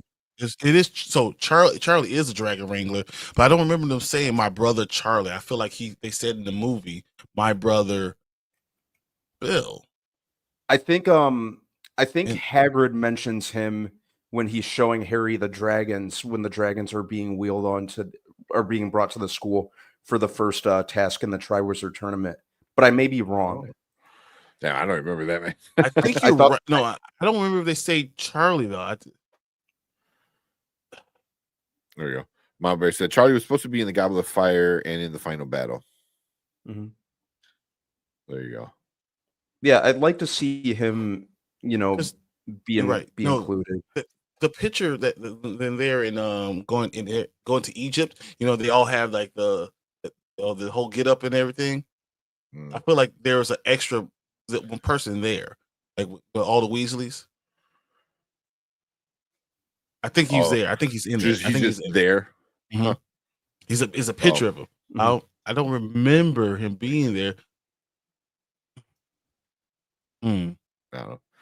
See, but the show can get into stuff like that, like characters that they might have missed out on or skipped over. There's 7 Weasleys, right? Yeah. I mean, they didn't even talk about like how like the twins, of the Weasleys. How do they start a business? You're from a poor family. You just you have no thing of like, oh, Harry Potter's like, hey, here's some money so you can go do your fucking business thing, like they didn't even talk about that. And it's something I didn't even think about until like my 5th time watching it, and then Erica told me. I was like, oh yeah, where did they get the money to start a business? Let's talk about, man. We used to ask that question Yeah, all the time. they need to include Harry that. Potter got all this money. He ain't got no family. The Weasleys are broke as hell, and you ain't giving not one little handful of gold. Yeah. So, like that. Mr. and Mrs. Weasley knew they had no business multiplying like rabbits, cash strapped as they were. But yeah, that was pretty key. Harry passing on the gold to Fred and George so they could start their business. Yeah. So I mean, the show can get into a lot of the smaller little details, that a movie. Understanding why a movie needs to skip over sometimes, stuff like that.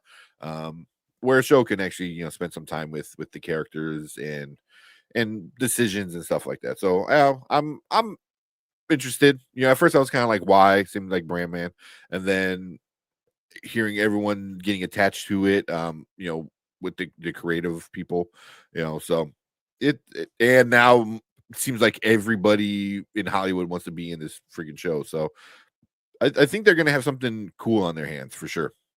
Yeah, So you know, yeah, it it's gonna be a good time. sounds ambitious, which is a big draw for me. Yeah. Um, like I said, they have a lot. It's really they have really big shoes to fill. You know, in terms of the cast, really just big shoes to fill overall because you know the movies are so iconic. You know, Mhm. so but I'm interested to see how they tackle it. Yeah. Yeah. But yeah, you know, I think that's it for this one. Again, this is just rumors, nothing's confirmed yet.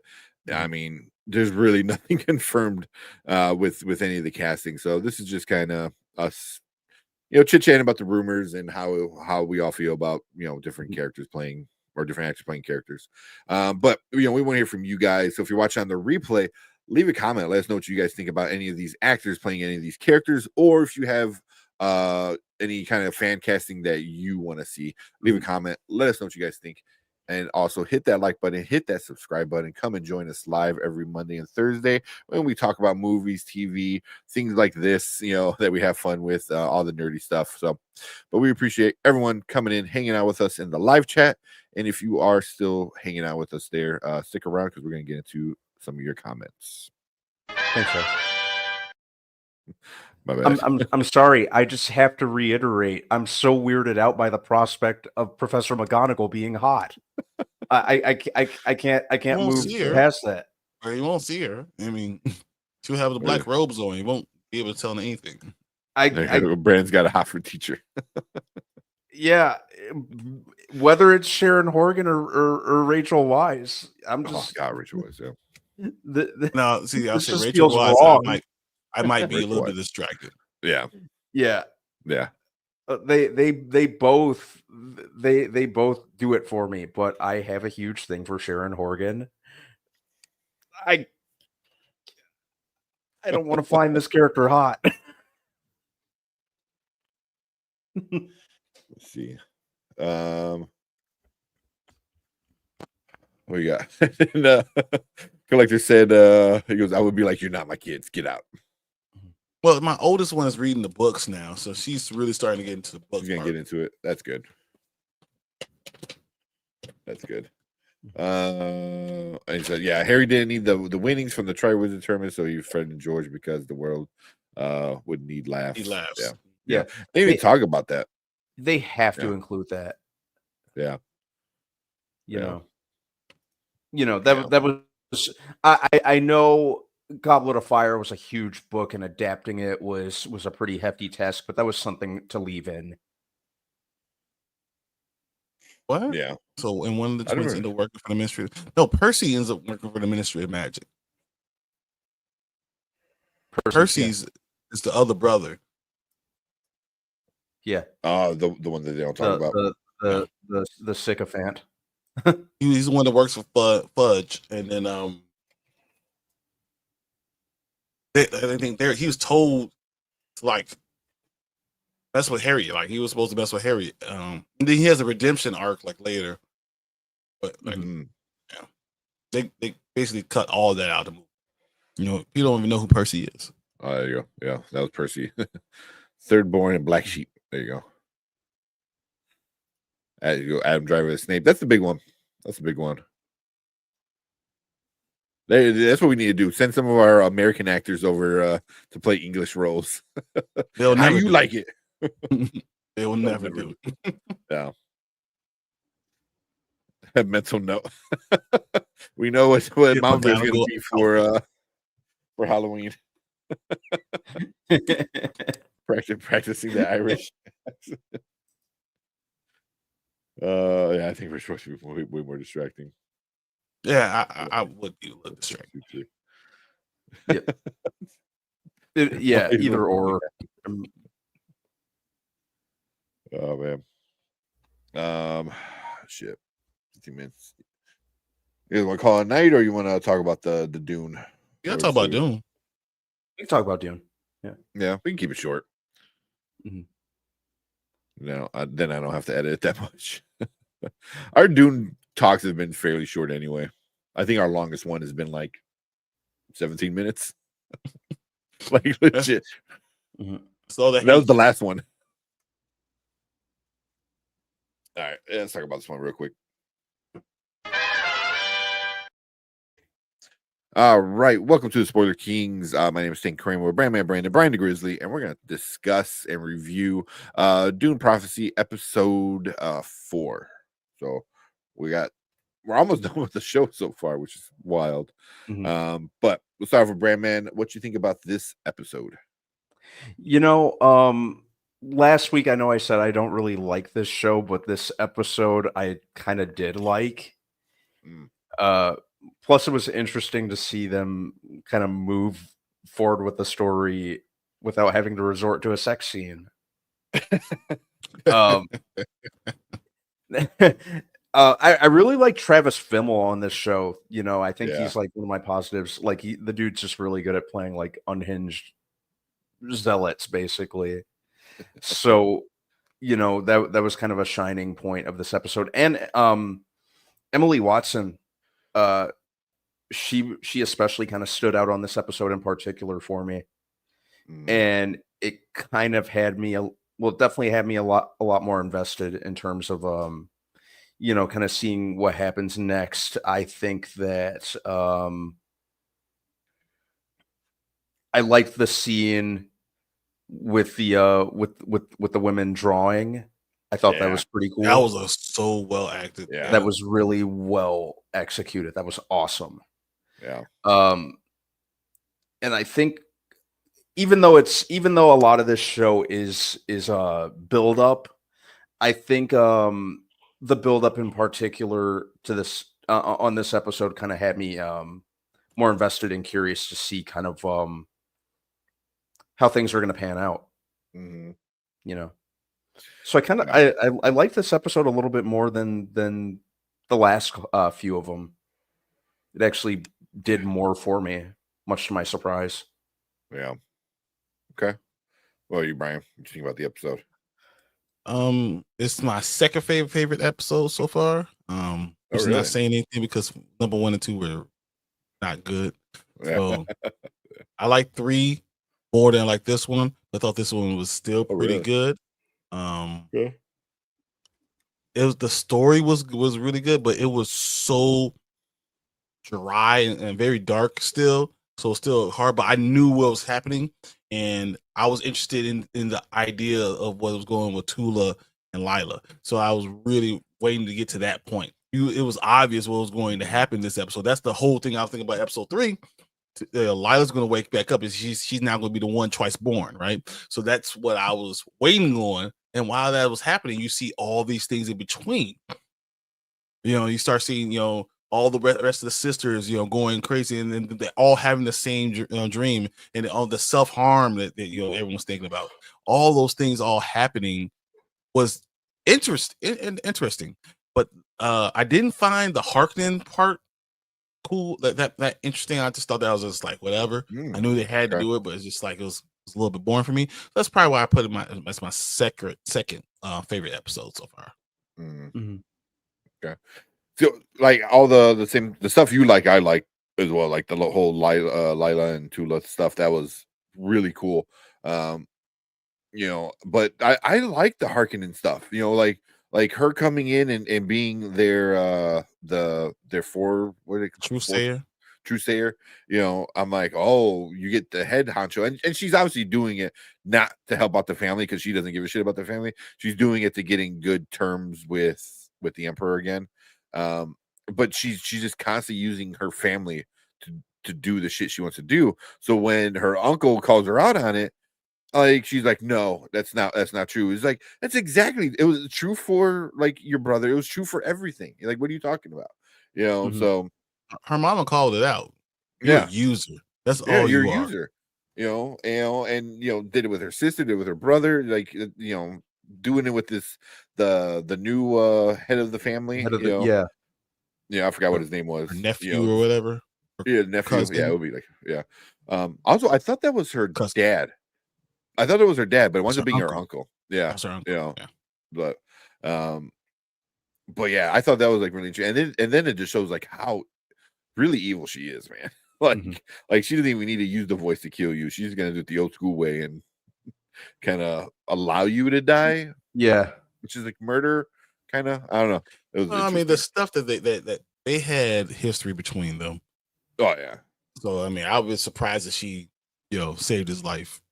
yeah. Him No, was she like, wasn't I still hate you. Like, I mean, whatever. Right? I mean, that's what he was literally doing. He was, as he was dying and trying to get the little bag of medicine from her, he's like, "You suck. You ruined his family. You go and die." Like he was like cursing her out as he's dying. That's how much he hated her. But just her being used to the person with the plan, Mhm. and then being like one upped by somebody else, it's really interesting. It's really interesting, seeing her and Hart like kind of Desmond. back and forth is so good, um and then with the princess, I was like, you dumbass, like I think her heart's in the right place. She means to do well and she wants to be a good guy, but it was like being a good guy when you're just in a galaxy of egotistical, crazy people that just want to take over and have power, and you're trying to do the good thing. But she So doesn't know that though. she doesn't know that. Yeah.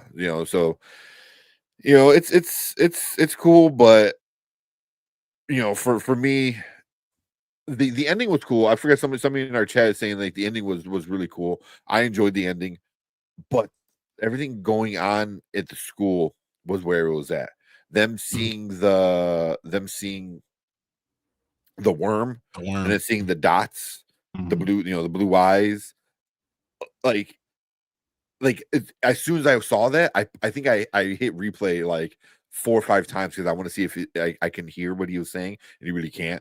Even the subtitles doesn't give you anything, So as soon as that happened, like my mind was just like all the theories on what it was and this and that. But that's the only thing I found more interesting, because I know the Harkonnens. I know all of them are terrible and they've been terrible to each other and all the other stuff. Yeah. I got a better Harkonnen story in episode 3. But I was really interested into the school. We already know she's not going to get back into the good graces with the Emperor. All that stuff I already knew. But man, that school, everything that was going on there. That's I think that's going to play into a lot of stuff because I wonder, like, she doesn't quite know about it yet. Valia, she doesn't know about it yet. So Tula is eventually, I think she's got to tell her. Obviously, like your dead Lila's back. Yeah, she has to say your something. dead student is back to life, and she has the blue eyes. Yeah. So it's gonna be interesting what Valia is gonna do in the next 2 episodes, because she wants to get the power back from the Emperor, but now she has to deal with all this crazy shit that's happening at the school. So what does she pick to do? She's gonna kill Tula. Possibly. She's gonna kill Tula. I can see her killing Tula. Yeah, and then, I can see her killing, but I can also see her using her, because that's what she does. She's a user. She goes, "You're the closest to this person, but in order to use Lila, you have to use Lila's handler, and Lila's handler is Tula. So if you kill Tula, you might lose, but then you might lose Lila. Lila's there. You don't tell them that I killed Tula.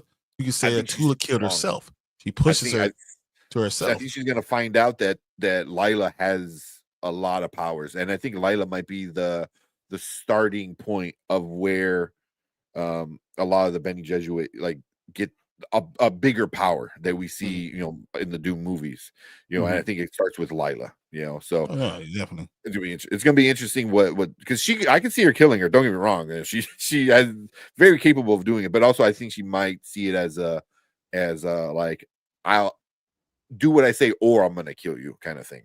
I can see her doing something like that too. Tula won't listen to her, because that's the one thing about Lila. She's gonna find that out. So I think Valia kills Tula, and then Lila kills Valia.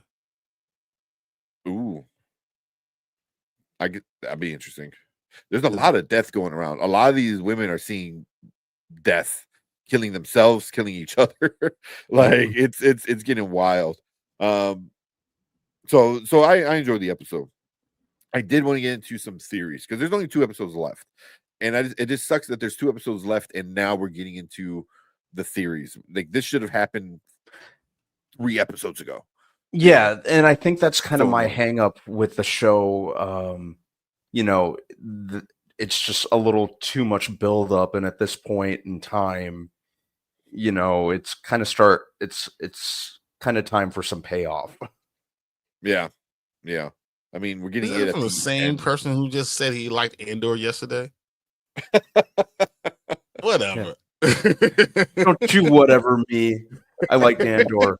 I liked Andor more on second watch. Oh my Like the god. whole like the whole Too political much thriller too vibe much they went build with. up. Too much build up in this one, but not enough build up in Andor. You're goddamn Skippy.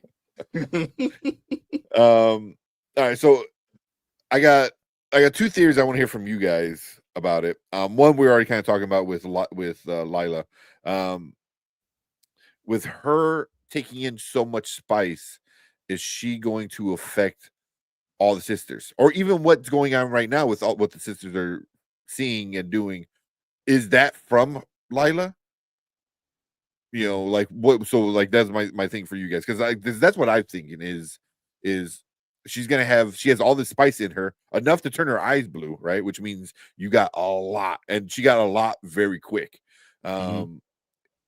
Is there going to be like just residual spice that's going to be coming off of her, like almost like a pheromone that are going to affect the other women, or is she just unconsciously affecting the other women? That's what I think. Right Yeah. there. Yeah. Unconsciously, she's affecting all the women, all the bit and Jesuits. That she's doing all that stuff. The Spice Girls. Spice Girls. And we got Chill. What's up, Chill? Characters Chill. gotta die because they won't be incorporated in the third movie. It's 10,000 years. Well, it's 10,000 years in the past. Yeah, they're not going to be incorporated in the third movie. Yeah. But I think that's the thing I look at. I think she doesn't even realize what she's going to be able to do. I think it's going to take an entire episode for her to figure out how powerful she is. Mm-hmm. And by that time, we'll get to the finale. And that's why I'll be pissed off again at this show, because you waited too long to do this. Yeah. And you should have given us more of this interesting thing instead of all this time waiting. Yeah. Yeah. I didn't watch the show, just want to contribute with a comment. Oh, you're awesome, Chill. Oh man. Yeah. We gotta get you on, Chill. Because there's a bunch of stuff, man, we all gotta talk about. Also, I know I'm probably gonna cut this out from the edited Dune one. There's a video where we have coming out soon. I'm trying to make a good thumbnail because I wanted to pop off of how the Agatha show can bring back T'Challa. It's not a long video. I think it's like 4.5 minute video. Yeah, and I'm really curious to know what you think about it, because obviously you're big into the recast stuff, but hopefully I should be able to work on the thumbnail a lot more this upcoming week and try to get it out this week. But yeah, but we got to get you on, man. To be able to get this, man. That's what I'm looking at. I'm looking at Google Gemini to help with some of the artwork. Because I got the idea in my head, kind of, but I'm not an artist, so yeah. But yeah, so back to this.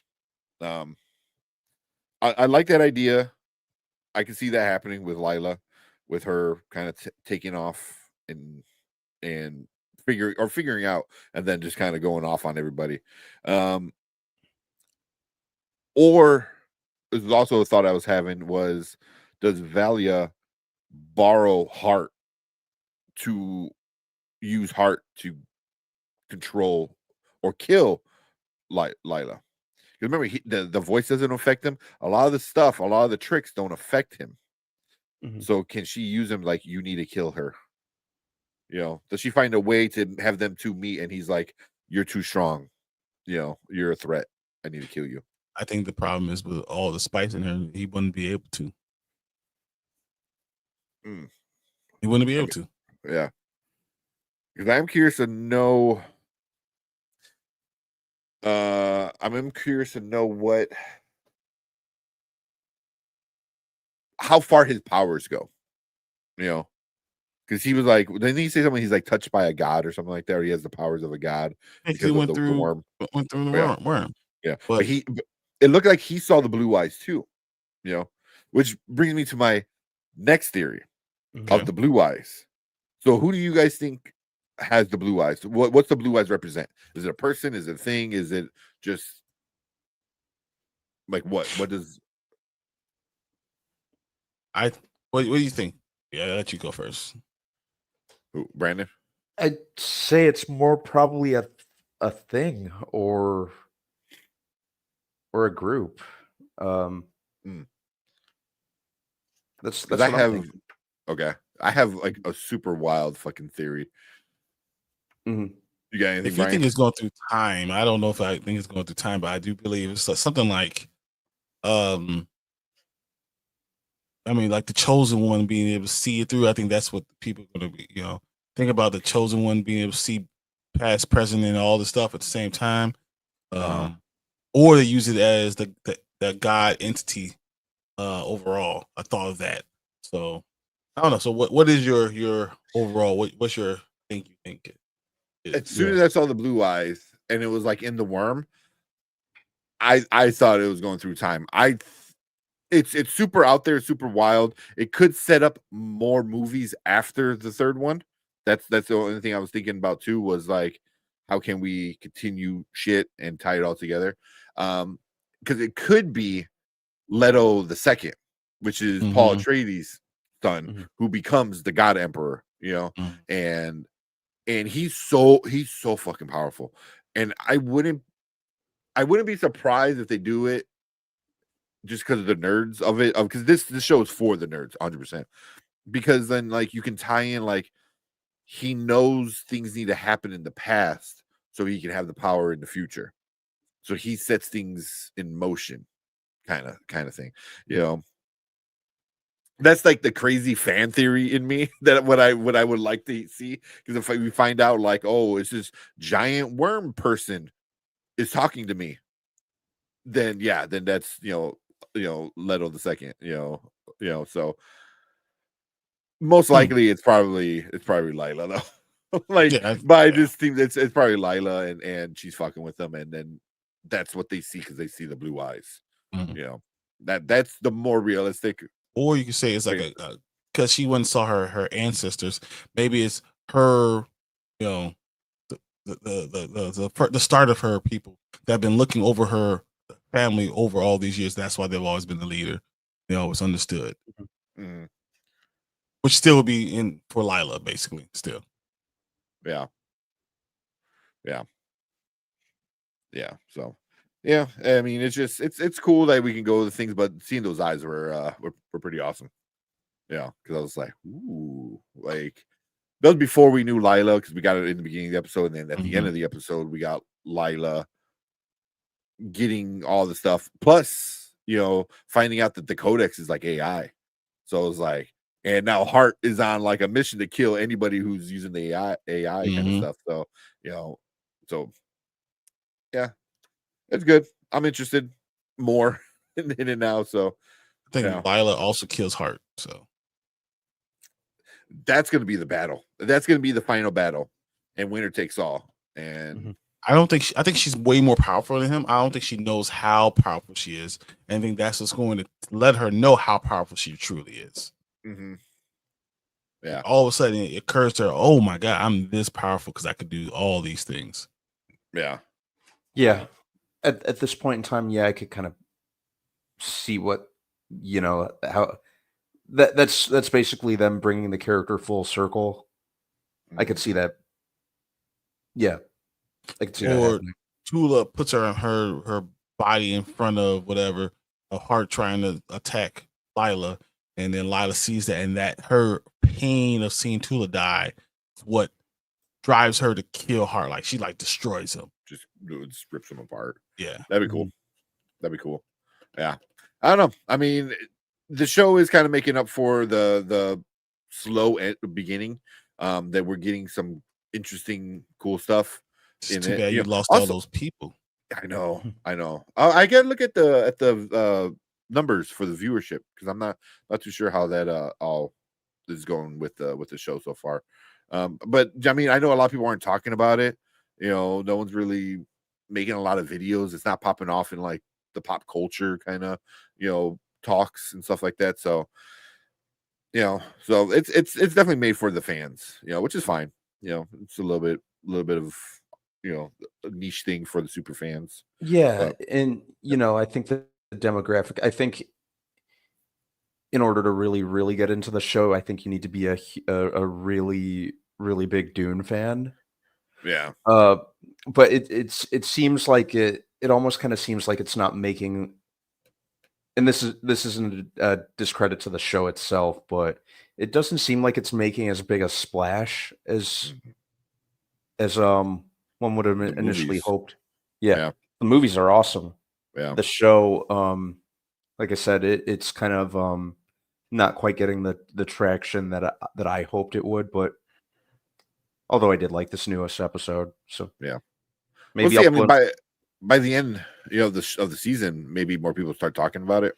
Yeah, if it's like holy crap, kind of like crazy ending, I could see it getting some views at the end. When they can binge it. Well, yeah, but yeah, we'll see. We got 2 more weeks left of the show. It could crash and burn, or it can be something that is interesting. It can go either way. It's going to depend on the ending. And really, the ending's going to do it all. That last episode. This next episode is going to be a little bit more setup, but that last episode is going to be the deciding factor if this is a good show or bad show. Because right now, it's riding that line. I think people don't like it as much, but I think that there's a lot of people watching it. Yeah. So, but yeah, cool. That's our thoughts. Here you go. She was. I was all into the movie, so it was a good movie. So a lot of people were excited about this show. Well, we'll see how it ends. We got 2 more weeks, and then we get the finale, and then we'll see. How the prophecy is created, because I don't think we don't got that yet. So still haven't seen what's going to happen. Yeah. So, but cool. That's it for us for episode 4 of Dune Prophecy. I think it was called like what was it Twice Born, was it? Twice Born, I think it was. Yeah, Twice Born. So yeah, leave a comment. Let us know what you guys think about this episode and about the show so far. Any theories you got? We have our theories about the blue eyes and about Lila and stuff like that. Let us know what you guys think. So leave a comment, hit that like button, hit that subscribe button. Come and join us on every Monday, or at least the next 2 Mondays, while we discuss the final couple episodes of Dune Prophecy. And if you are in the live chat, stick around because we're going to finish things up for the night.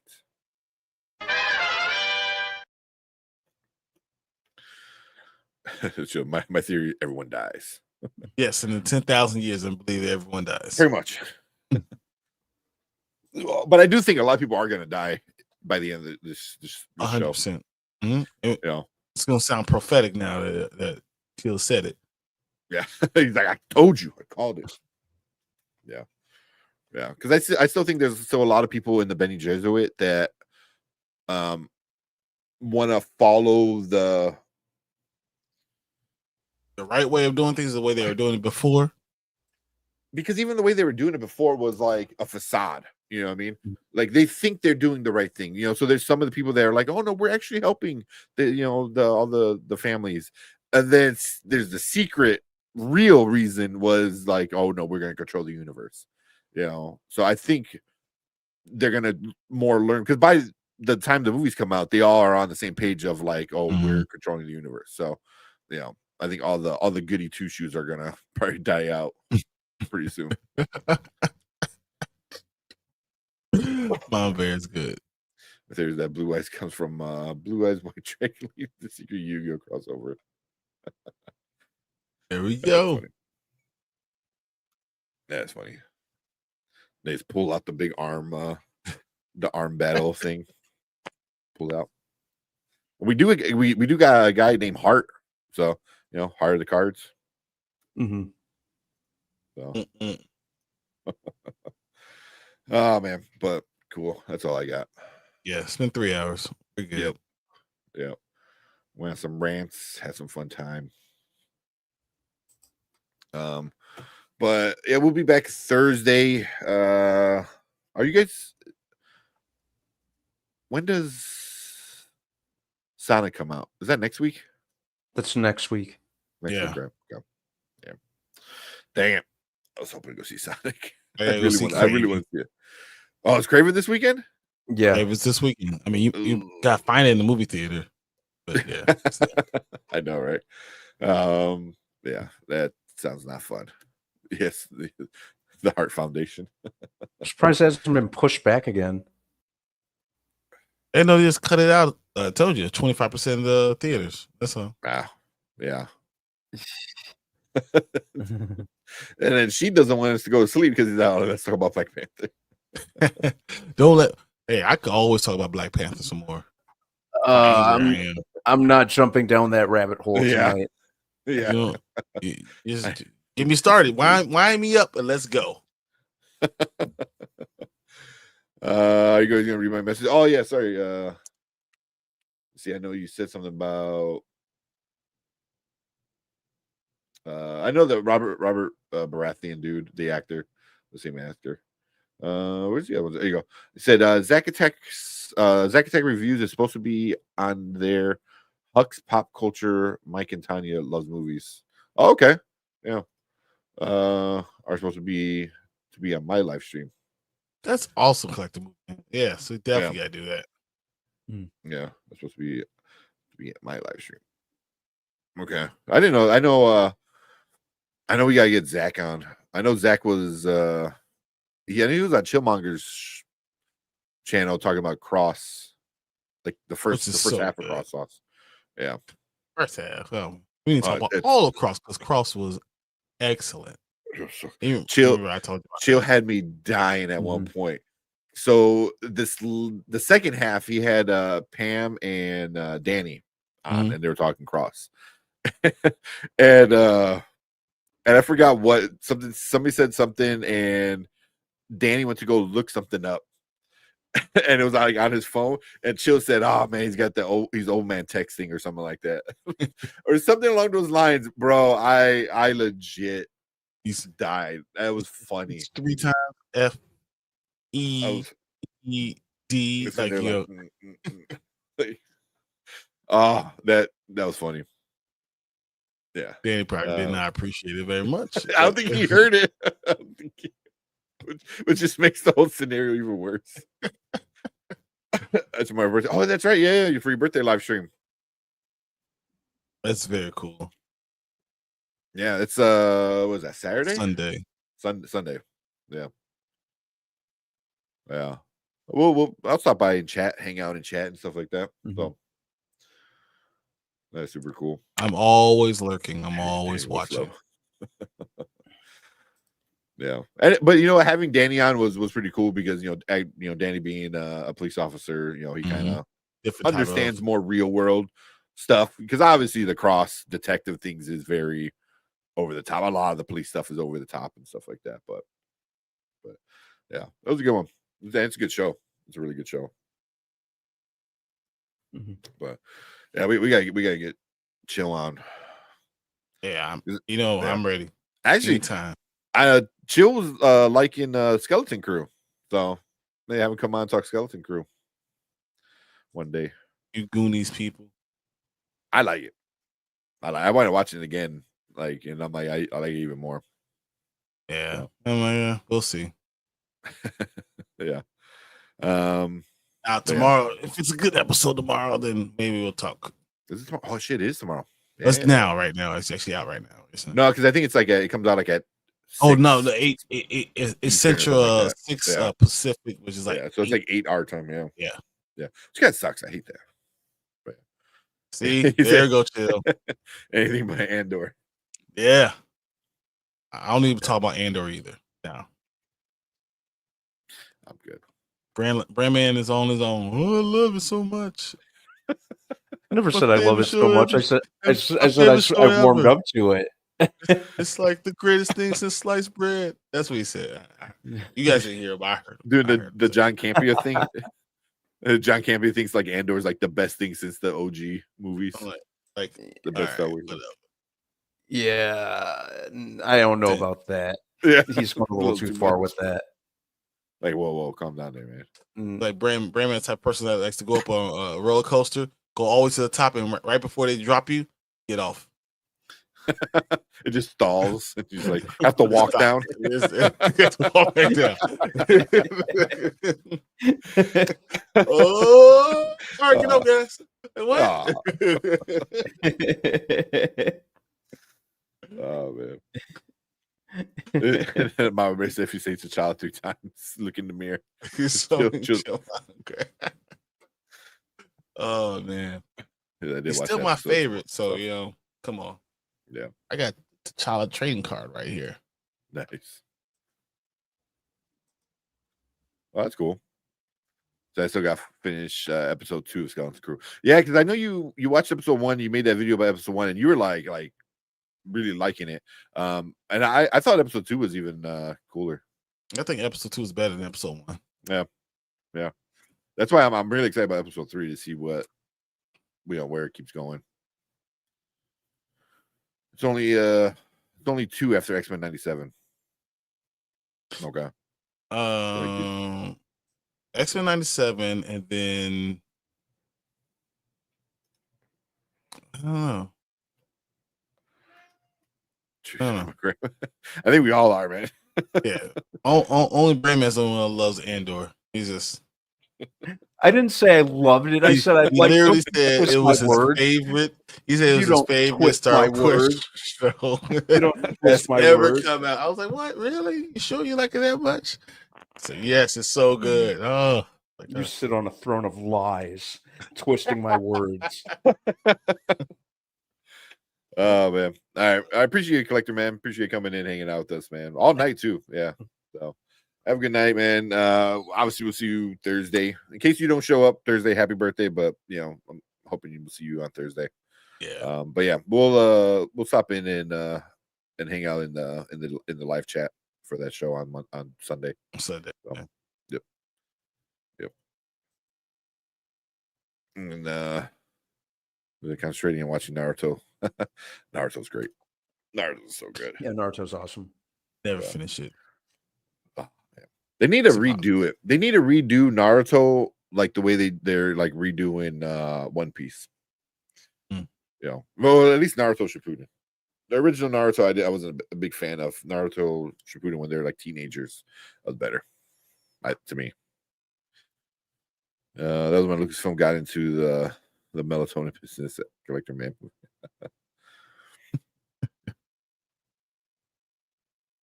Yeah, putting people to sleep.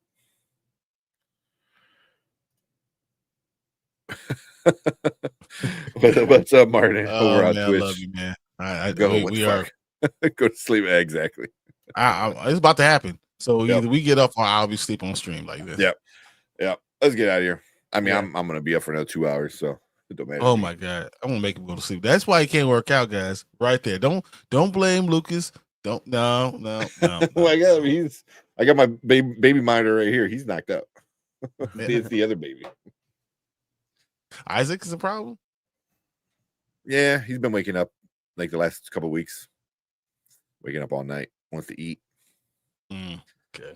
Yeah, but all right, let's get out of here. Appreciate everyone coming in, hanging out with us. And we will see you guys on Thursday. I don't even know what the hell.